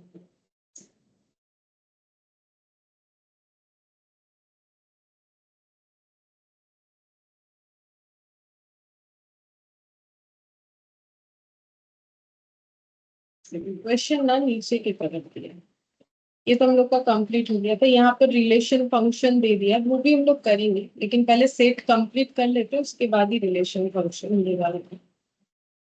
तो सेट भी एक बार स्किप करके जा रहे हैं यहाँ पे। Problems and solution using Venn diagram, Venn diagram use करके हम लोग कैसे प्रॉब्लम सॉल्व कर सकते हैं, ठीक है। अच्छा अब ये वाला क्वेश्चन देखते हैं, इसमें क्या बोला है। इसमें बोला है कि आउट ऑफ, ये ड्रॉ मत देखो, ठीक है, क्योंकि ड्रॉ तुम लोग को खुद से बनाना है, तो हम ऐसे करें, out of group of 20 teachers in a school, 10 teach mathematics, 9 teach physics and 7 teach chemistry, 4 teach mathematics and physics but none teach both mathematics and chemistry, how many teach chemistry and physics, how many teach only physics, ठीक है। ये हम लोग को बताना है कि answer क्या होगा, जो भी क्वेश्चन पूछा है उसका हम लोगों को आंसर बता के देना है, ठीक है। अच्छा चलो ट्राई करके देखो क्या होगा। तो पहले एक एक चीज पढ़ते हैं, out of group of 20 teachers, ठीक है, 20 टीचर का एक ग्रुप है, जिसमें से 10 टीच मैथमेटिक्स, 10 लोग मैथ्स पढ़ाते हैं, और 10 teach physics and 7 teach chemistry. तो हमारे पास कितने सारे सेट बनेंगे, पहले ये बता सकते हो। हमारे पास एक ऐसा डेटा है कि एक स्कूल में 20 टीचर्स है, जिस जो लोग 3 सब्जेक्ट पढ़ाते हैं। फिर हमें क्वेश्चन पूछा है कि कितने लोग सिर्फ फिजिक्स पढ़ाते हैं, कितने लोग यानी कि कितने टीचर जो है केमिस्ट्री एंड फिजिक्स पढ़ाते हैं। तो यहाँ पर हम लोग जब सेट बनाएंगे तो हमारे कितने सारे सेट बनेंगे, 2 सेट या 3 सेट, क्या होना चाहिए, और उस सेट का नाम क्या होना चाहिए, ये बताओ पहले मुझे। 3 सेट्स होगा, 3 सेट होगा, क्या क्या होगा 3 सेट में, mathematics, physics and chemistry. Maths physics and chemistry. तो ये वाला है हम लोग का क्वेश्चन नंबर 1, मैथ्स फिजिक्स दूसरे कलर से कर, और केमिस्ट्री।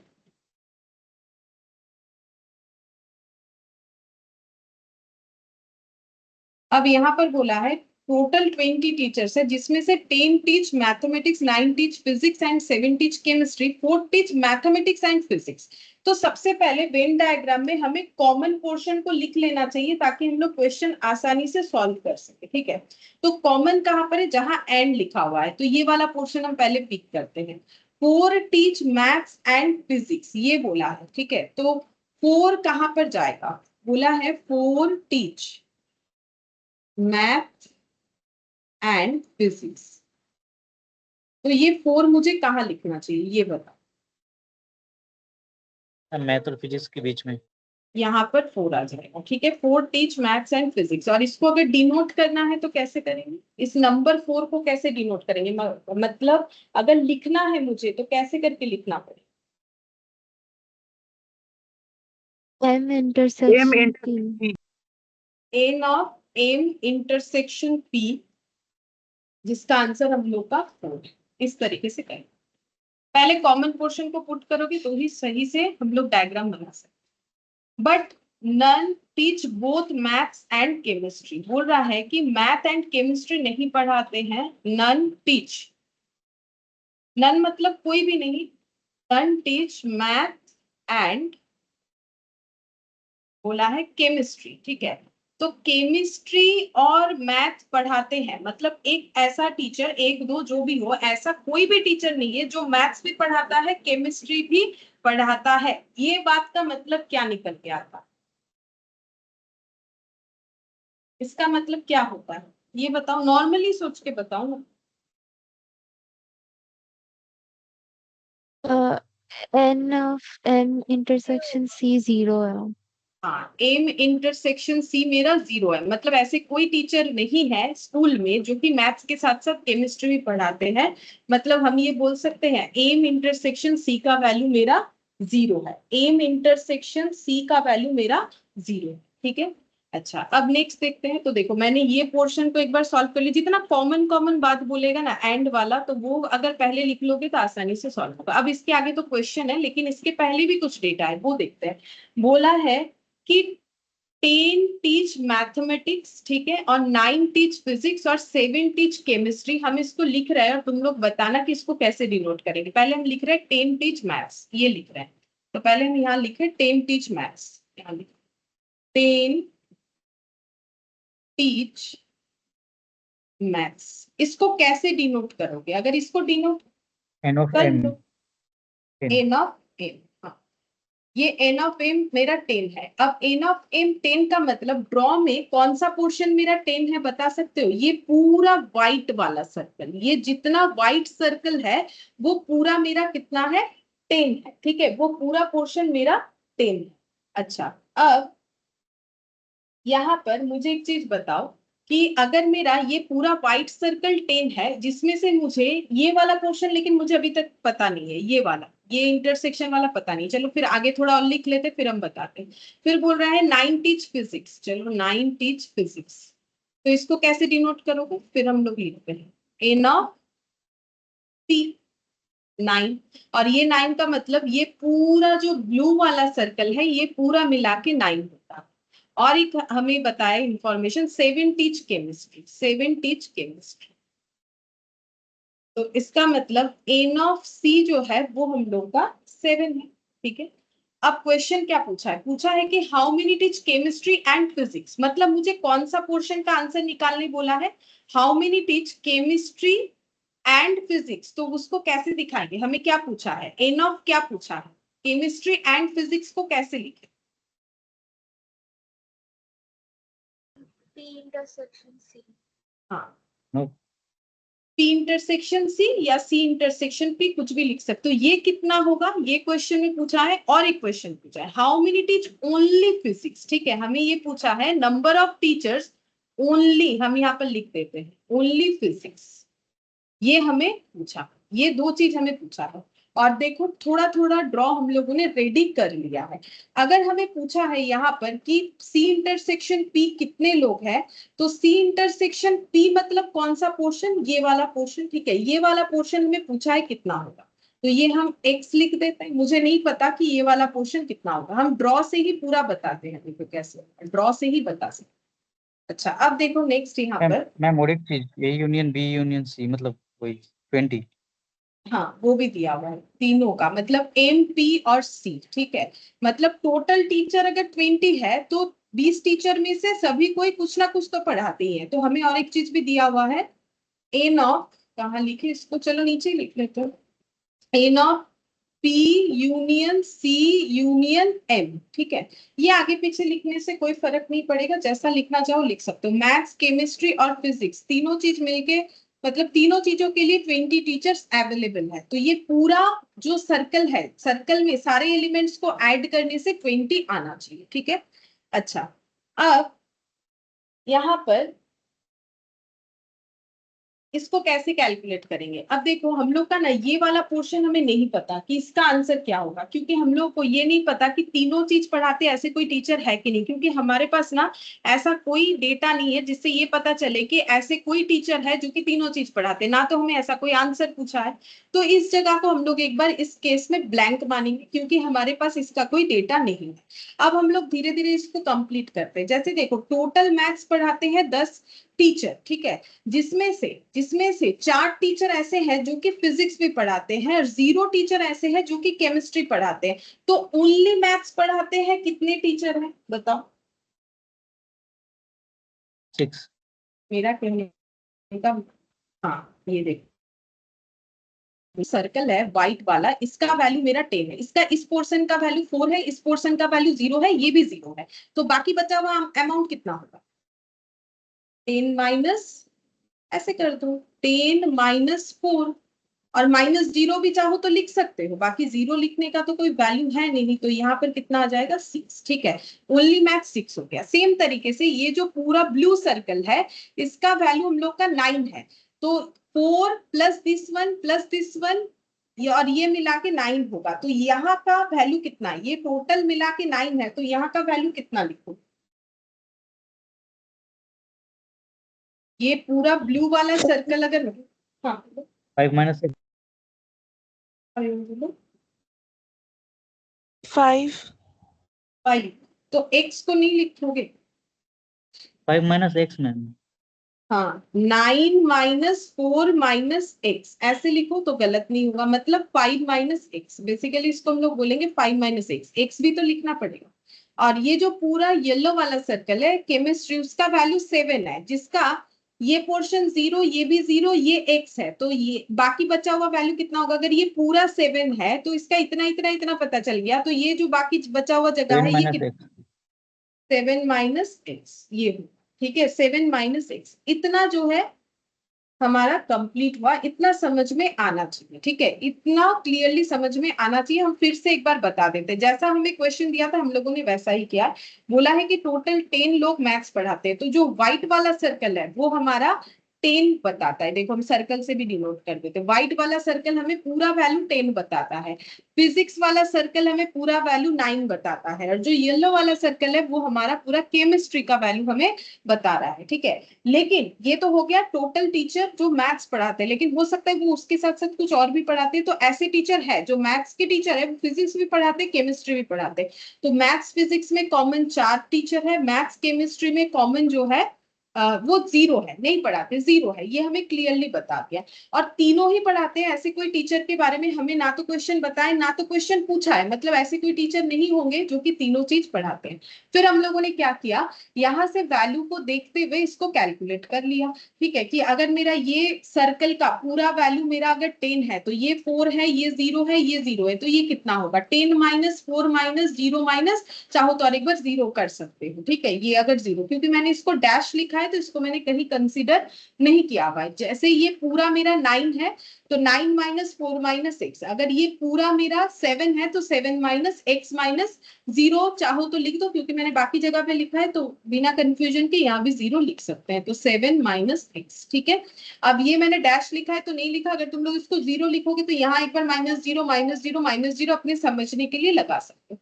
अब पूछा है कि सी इंटरसेक्शन पी, मतलब केमिस्ट्री और फिजिक्स पढ़ाते कितने टीचर है, मतलब हमें एक्स पूछा है, ठीक है, और पूछा है ओनली फिजिक्स कितने टीचर पढ़ाते हैं, तो ओनली फिजिक्स कितने पढ़ाते हैं 5 माइनस एक्स, यानी मुझे घूम फिर के वो एक्स निकालना पड़ेगा।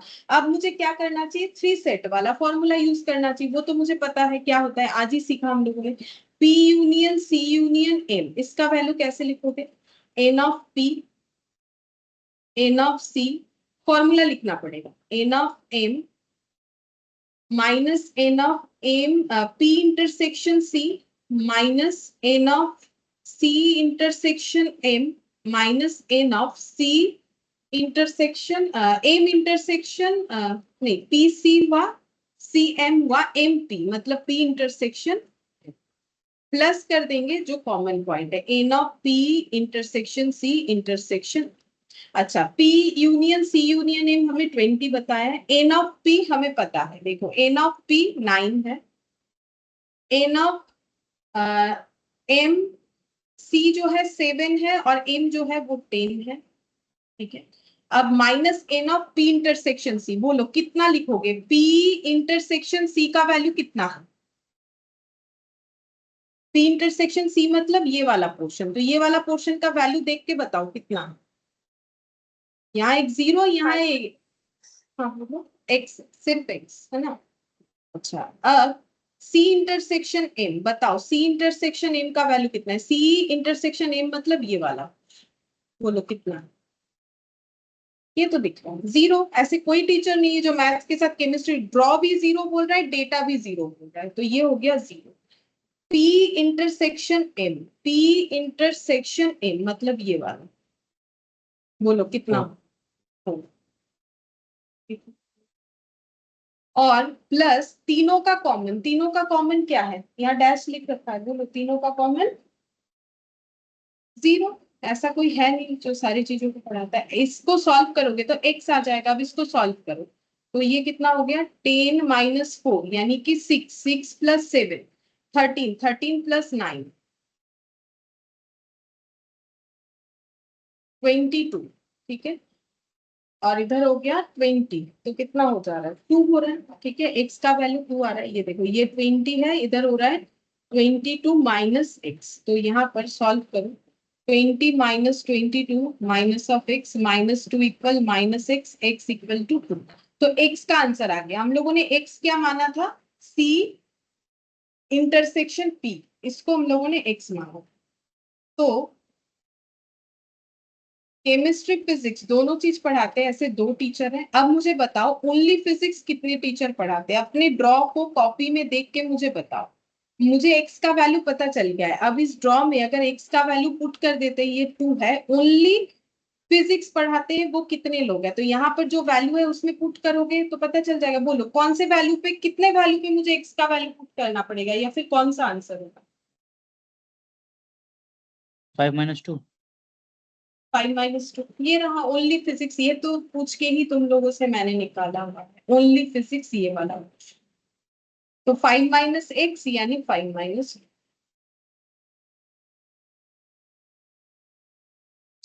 ठीक है, ये आंसर हो जाएगा।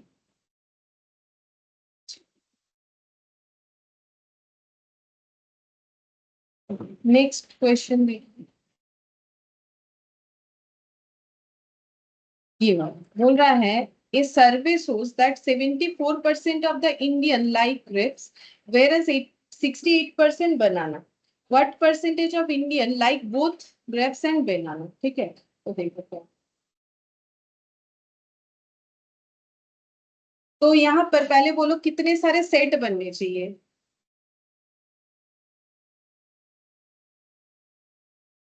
ग्रेप्स और बनाना बोला है, कितने सारे सेट बनने चाहिए, 2 बने, 2 set.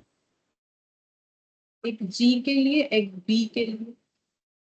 अब हम लोग को क्या बोला है देखो, पूछा बोल रहा है कि 74% लाइक ग्रेप्स, तो 74% लाइक्स,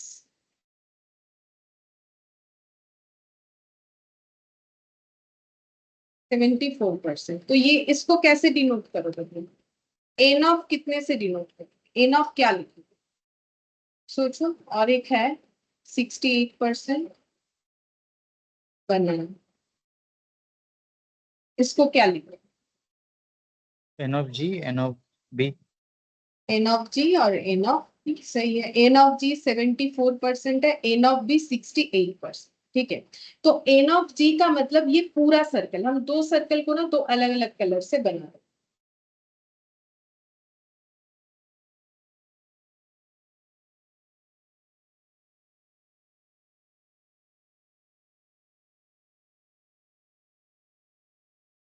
एक ग्रीन और एक येलो। ग्रीन फ्रूट्स का कलर होता है, वैसे ब्लैक भी होता है।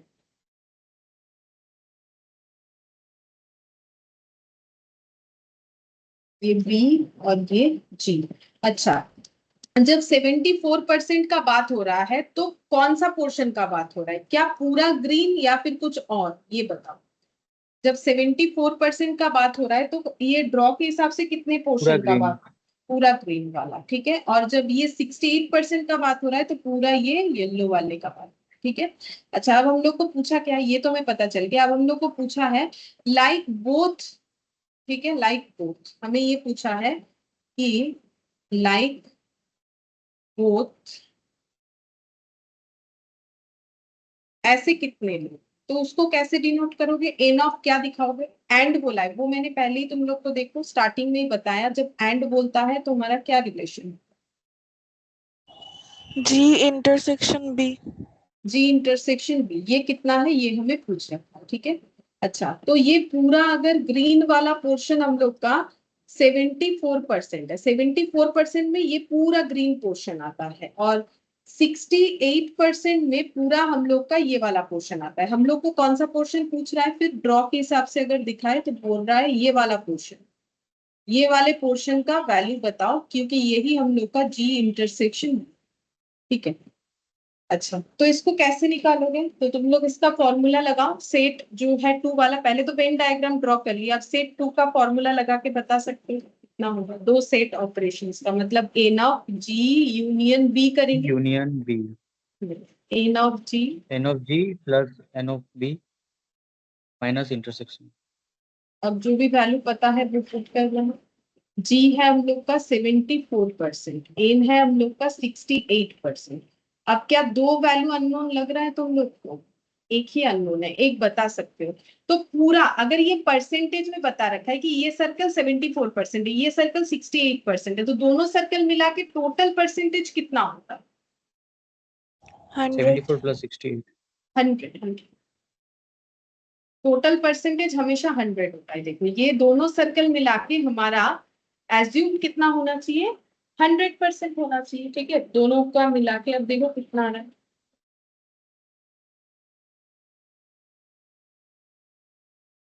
68 प्लस 70 140।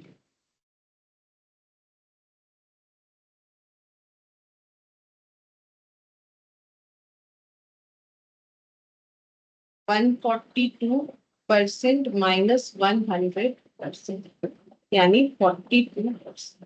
तो ये वाला पोर्शन हम लोग का कितना निकल के आ रहा है, 42%। ठीक है, ये कॉमन पोर्शन है, ये कॉमन पोर्शन निकल के आ रहा है। ये पूरा ग्रीन वाला 74 है और ये पूरा येलो वाला 68 है, कॉमन पोर्शन अगर 42 है तो मुझे बता सकते हो, अगर हम इसमें एडिशन करें, क्वेश्चन में पूछा नहीं है कि ओनली जी पसंद करते हैं, मतलब ओनली रेप्स पसंद करते हैं, ऐसे कितने परसेंटेज लोग होंगे, ओनली अगर पूछे कि 74 minus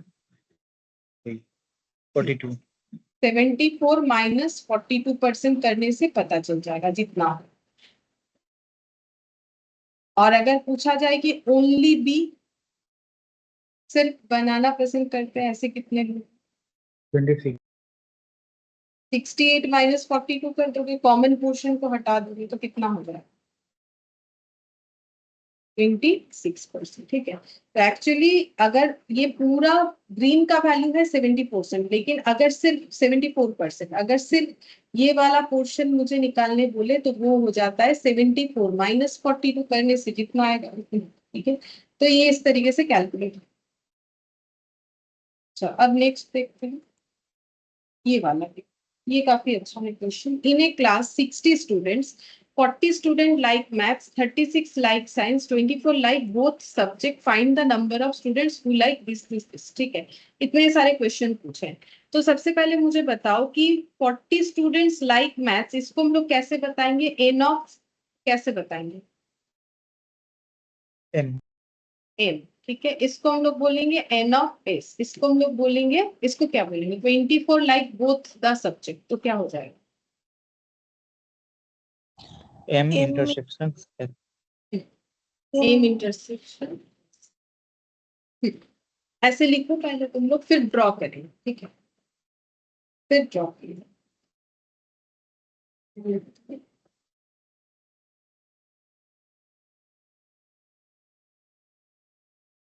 N of M T, N of S 36, n of M intersection S ये है 24। अब अलग अलग कुछ क्वेश्चंस पूछा है, जैसे कि मैथ्स ओनली, कितने स्टूडेंट्स हैं जो कि मैथ्स ओनली पसंद करते हैं? तो ओनली एम ऐसे लिखना है। ये कितना है ये फाइंड आउट करना है।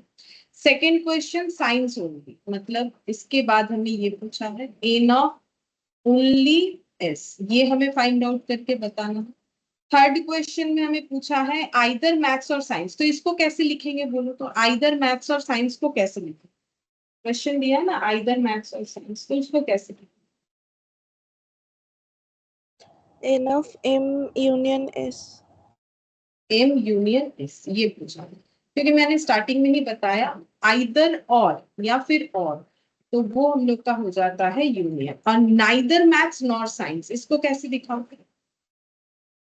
नाइदर मैथ्स नॉर साइंस, इसको कैसे दिखाओगे?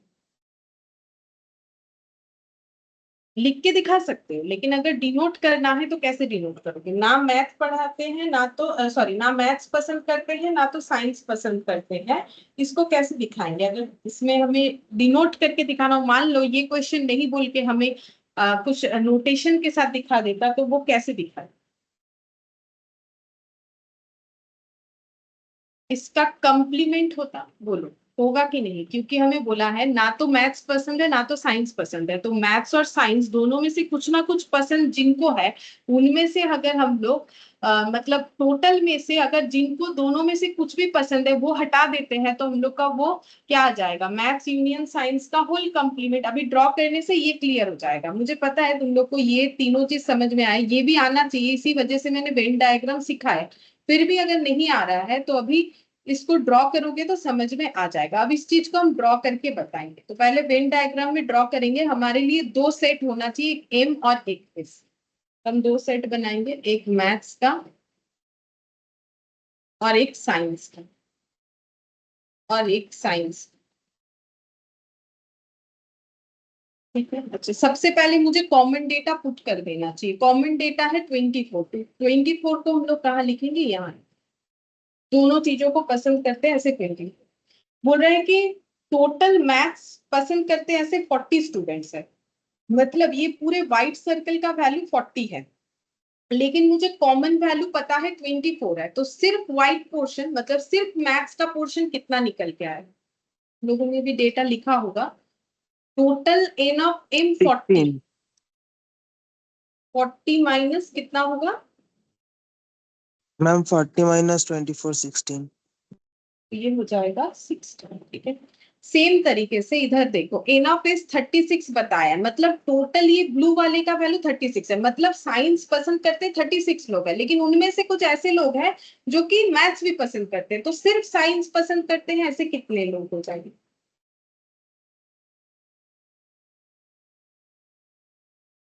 12.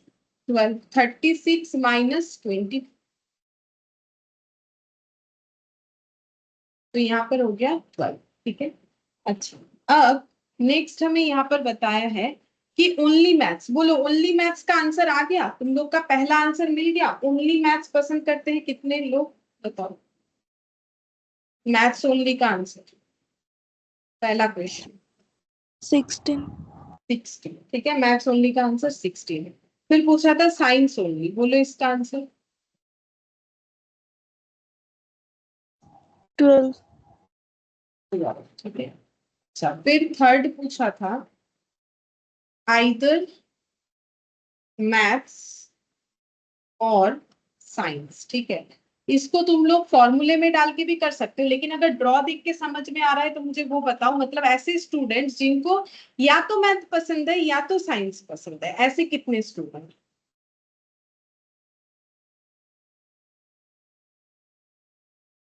16 plus 12 plus 24.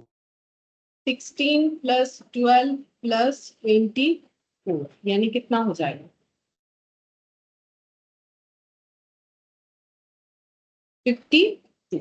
ठीक है, क्योंकि देखो हमें क्या निकालना है, यूनियन निकालना है। अगर ऐसा नहीं समझ में आया तो ऐसे करो, तुम लोग को किस चीज का यूनियन निकालना है? तुम लोग को निकालना है N of M union S. उसका फॉर्मूला क्या होता है? N of M plus N of S minus N of M intersection S. ठीक है, तो एन ऑफ एम कितना है? एन ऑफ एम 40 है और वो 36।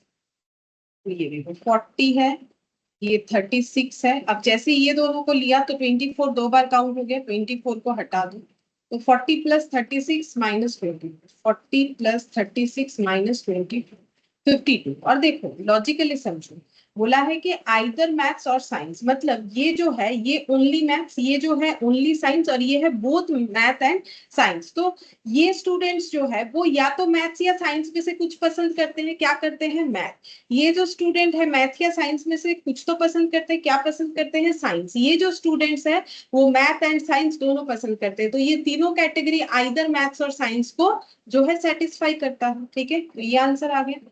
अच्छा, और लास्ट हम लोग को जो इस क्वेश्चन में पूछा है कि नाइदर मैथ्स नॉर साइंस, ये तुम लोग को बताना है। ये देखिए, नाइदर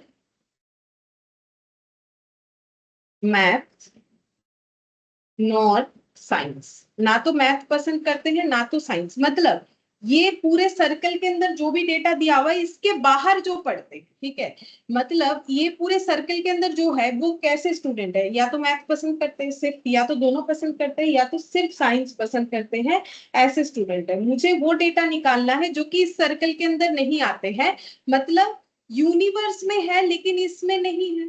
यूनिवर्सल सेट बना। ठीक है, यूनिवर्सल सेट आ जाएगा, ये कंप्लीमेंट का बात आ गया। ठीक है, तो इस पूरे सेट के अंदर है, नहीं है लेकिन यूनिवर्स में है। तो टोटल कितने स्टूडेंट थे? Total 60 student. तो यूनिवर्सल सेट का वैल्यू कितना हो जाएगा? 60। ये जो बाहर का डेटा है, तो 60 स्टूडेंट्स है टोटल, जिसमें से 52 स्टूडेंट्स ऐसे हैं।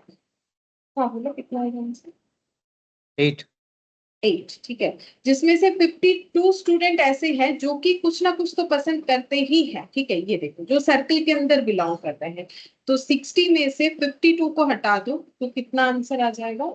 8। ठीक है, तो 8 ऐसे स्टूडेंट्स हैं जो ना तो मैथ पसंद करते हैं ना तो साइंस। अब अगर इसको जैसे इसका जो है ये तो मैंने समझा दिया, N of only math, N of only science, N of M union C, M union S का इंटरसेक्शन। तो एम यूनियन एस 52 हो गया, उसका इंटरसेक्शन मतलब 52 स्टूडेंट्स के अलावा बाकी सारे स्टूडेंट्स। तो यूनिवर्सल सेट होना चाहिए।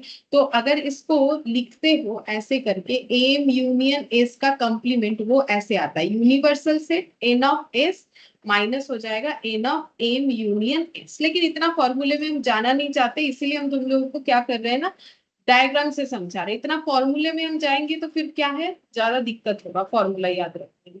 जरूरत नहीं है, जब लॉजिकली समझ में आता है तो क्या जरूरत है। तो यहाँ पर हो गया 60 माइनस 52 यानी कि 8।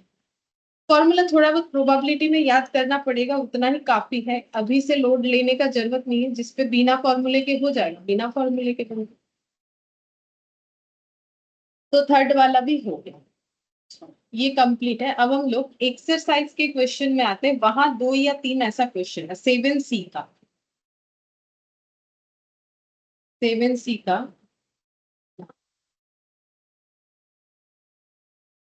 10th नंबर वाले क्वेश्चन से। ठीक है, 10th नंबर वाला जो क्वेश्चन है यहाँ से, ये 19 हो गया, नहीं 16 नंबर वाला क्वेश्चन। हाँ यहाँ से, ये तो 16 नंबर 7C का 16, एक्सरसाइज 7C का क्वेश्चन नंबर 16। अच्छा, इसमें बताया है a town has a total population of 50,000, out of it 28,000 read newspaper X and 23,000 read Y. तो दो तरह का न्यूज़पेपर है, एक्स और वाई, जिसमें से 28,000 लोग न्यूज़पेपर एक्स पढ़ते हैं, 23,000 वाई पढ़ते हैं, Y 4,000 read both X, both the paper, both X and Y, मतलब बोथ द पेपर, दोनों पेपर ही पढ़ते हैं, ऐसे 4,000 लोग हैं। The number of person not reading X and Y both, मतलब कोई भी न्यूज़पेपर नहीं पढ़ते हैं, ऐसे कितने लोग हैं, ठीक है। तो हमें दो तरीके का न्यूज़पेपर दिया है, तो दो सर्कल होना चाहिए, एक फॉर न्यूज़पेपर एक्स, दूसरा फॉर न्यूज़पेपर वाई, ठीक है। और जब भी हम लोग वेन डायग्राम बनाएंगे तो सबसे पहले कॉमन डेटा को पुट करना चाहिए। तो इसमें कॉमन क्या है, कॉमन वैल्यू कौन सा है? 4,000, ठीक है, कॉमन 4,000 है। ये 4,000 हमें क्या बता रहा है कि ऐसे लोग जो कि एक्स न्यूज़पेपर भी पढ़ लेते हैं और वाई न्यूज़पेपर भी पढ़ते हैं, ये हमें क्वेश्चन में बता रखा है। अच्छा, इसके अलावा इन न्यूज़पेपर पढ़ने वाले 28,000 लोग हैं और वाई न्यूज़पेपर पढ़ने वाले 23,000 लोग, ठीक है। और हम लोग को ये पूछा है कि कोई भी न्यूज़पेपर नहीं पढ़ते हैं, ऐसे कितने लोग हैं। अच्छा, मुझे बताओ तो ओनली एक्स का वैल्यू कितना होगा, ओनली एक्स का वैल्यू कितना होगा? 24. 28,000 माइनस 4,000, 20, और 23,000 ओनली वाई का वैल्यू निकाल रहे हैं, माइनस 4,000 कितना हो जाएगा? 23 माइनस 4 कितना हो जाएगा?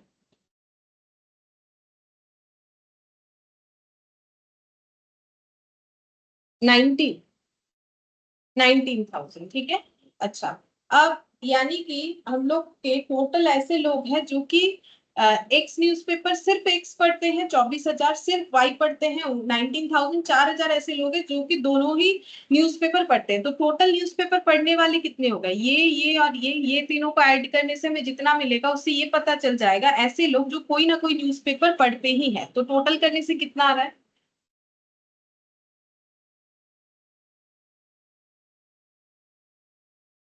टोटल करने से कितना आ रहा है ये तीनों का टोटल? 47,000. 47,000। और सर्वे कितने लोगों पे हुआ था? 50,000 लोगों पे। तो ऐसे कितने लोग हैं जो कोई भी न्यूज़पेपर नहीं पढ़े? 3,000. 3,000।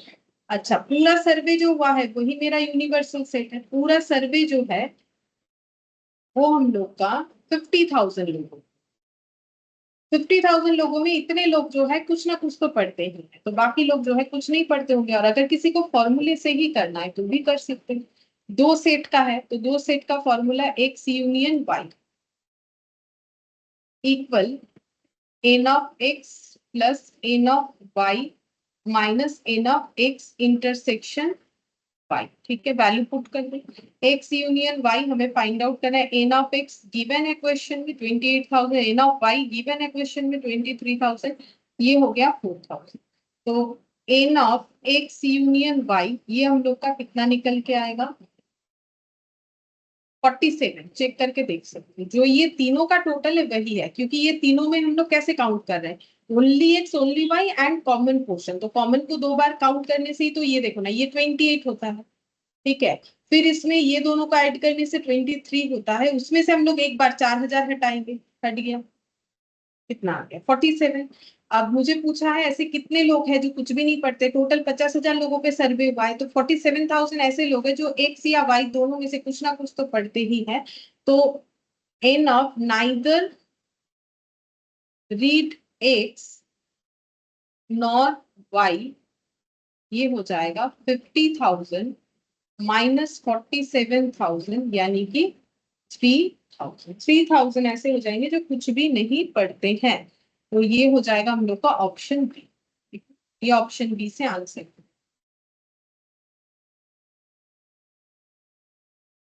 इसके बाद और एक क्वेश्चन 10th वाला, ये बता। In a group of 20 children, 8 drink tea but not coffee and 13 like tea. The number of children drinking coffee but not tea. ये हमें तो देखो क्या है। 10th में। इसमें बोला है 20 चिल्ड्रन है, 8 drink tea but not coffee. ठीक है, तो इसको अगर हम ड्रॉ करना चाहे तो मेरा 2 सर्कल होना चाहिए, एक टी का और एक कॉफी।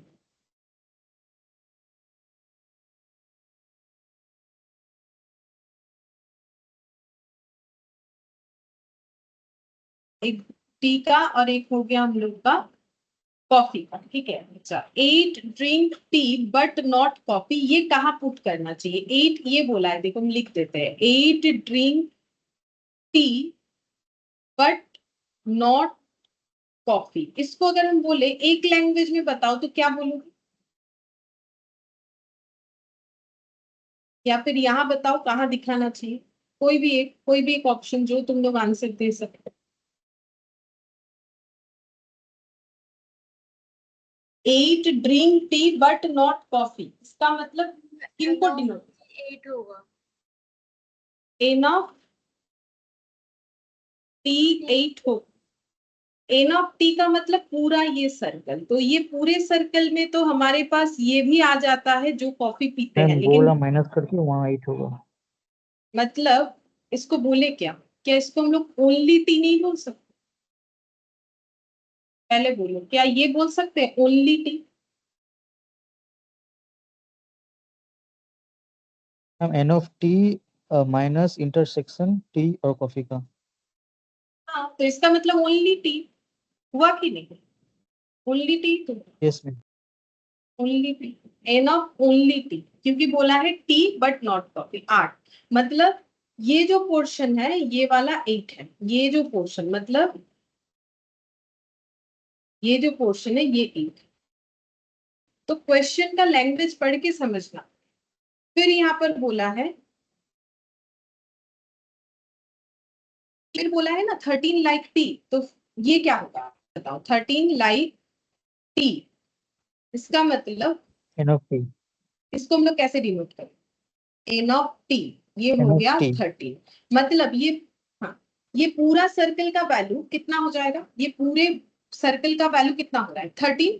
तो 13 एक इंटरसेक्शन 5। पोर्शन, हाँ, ये अगर 8 हो गया तो इंटरसेक्शन पोर्शन 5 हो जाएगा, क्योंकि ये पूरा सर्कल 13 है, ये 8 है, तो ये हो जाएगा 13 माइनस 8 यानी 5। ये कैसे निकला?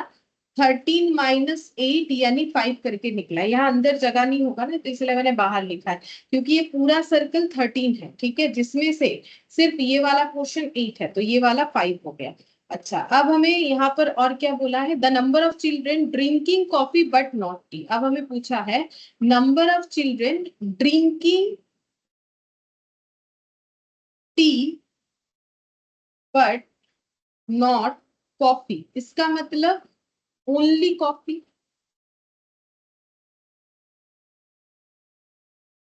तो ओनली कॉफी कितना होगा? इसके लिए हमें एक हिंट्स ऑलरेडी गिवन है कि टोटल 20 लोगों पे ये सर्वे हुआ।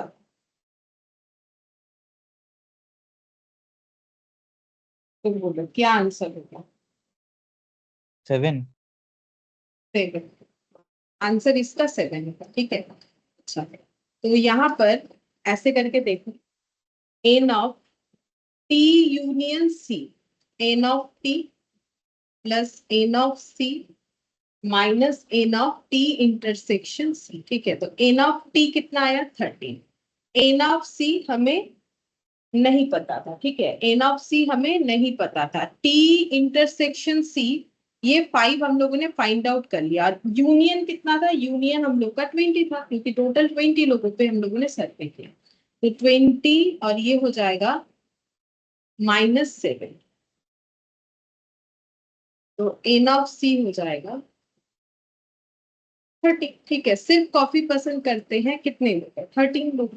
यहाँ का वैल्यू हो जाएगा हम लोग का। ठीक है, तो 13 प्लस 5 प्लस 8 करके देख लो कितना आता है।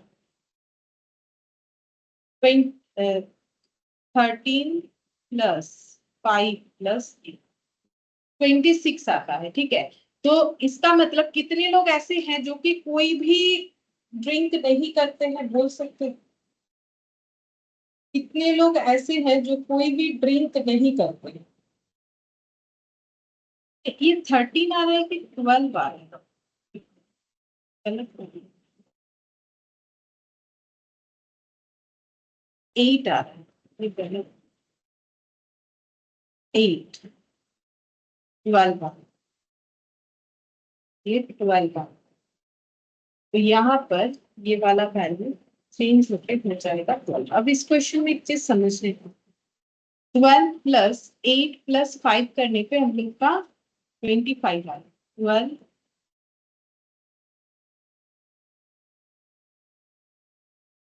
एक मिनट, आंसर तो मैच नहीं हुआ, क्या गलत है? एन ऑफ सी मेरा 12 आया, लेकिन आंसर तो कुछ और ही बोल रहा है। एक मिनट देखते हैं। ओनली टी, ये हम लोग का 8 है, ठीक है। 13 लाइक टी है, यहाँ पर 8। मैम आंसर 7 है क्या? आंसर तो 7 है, मैंने यहाँ पर तो मैम ओनली कॉफी तो 12 माइनस 5 7। Only coffee 12 minus 5 7। हाँ अच्छा अच्छा, ये हम ये लोग का कॉम्प्लीमेंट 12 निकालना तो, ना, एन ऑफ सी हाँ निकला 12। हाँ, मैंने यहाँ 12 लिख के गड़बड़ कर दिया। ये पूरा वैल्यू 12 है, एन ऑफ सी पूरा वैल्यू 12 है। अच्छा, हमें पूछा है ओनली कॉपी, ये तो एन ऑफ सी निकला है, मतलब ये पूरा सर्कल का वैल्यू, तो ये हो जाएगा 12 माइनस 5। मैंने डायरेक्ट उसको लिखा इसलिए गलत आ 7, ठीक है। तो ओनली कॉफी पसंद करते हैं कितने लोग? 7, ठीक है। ओनली कॉफी पसंद करते हैं 7, ऐसे हो जाएंगे। अब इस क्वेश्चन में जो समझने वाला बात है, आंसर सही नहीं लिखा था इस वजह से नहीं बोल पा रहे थे। 8 प्लस 5 प्लस 7 करो, देखो 20 हुआ, मतलब सर्वे 20 लोगों पे हुआ है। मतलब यहाँ पर ऐसा कोई इंसान नहीं बच रहा है जो कि टी या कॉफी में से कुछ भी नहीं पसंद करता है, ऐसा वाला पोर्शन नहीं आ रहा है। मतलब 20 को हम लोग यूनिवर्सल यहाँ पर नहीं मान सकते, और अगर मानते भी है तो जो यूनिवर्स है वही मेरा पूरा ये सर्कल है, ठीक है। मतलब कुछ भी कॉम्प्लीमेंट नहीं है, क्योंकि 20 लोगों पे सर्वे हुआ, 20 लोगों में से 20 लोग ही या तो सिर्फ चाय या तो सिर्फ कॉफी या तो फिर दोनों ही पसंद करते हैं, ठीक है। तो उसके हिसाब से बाकी क्वेश्चन में देखो हम लोगों ने यूनिवर्सल सेट बनाया था, ठीक है, क्योंकि वहां पर हम लोगों को जो है कॉम्प्लीमेंट निकालने के लिए भी बोला था, मतलब कुछ नहीं पसंद करते ऐसे लोग। तो यहाँ पर कुछ नहीं पसंद करते ऐसे लोग अगर पूछा जाए कि नाइदर टी नॉर कॉफी, उसका आंसर क्या होगा? नंबर ऑफ पर्सन जो कि मान लो हम इसमें ऐड करते हैं, neither T nor coffee, coffee या टी पसंद नहीं करते ऐसे कितने लोग हैं, तो उसका आंसर क्या दोगे?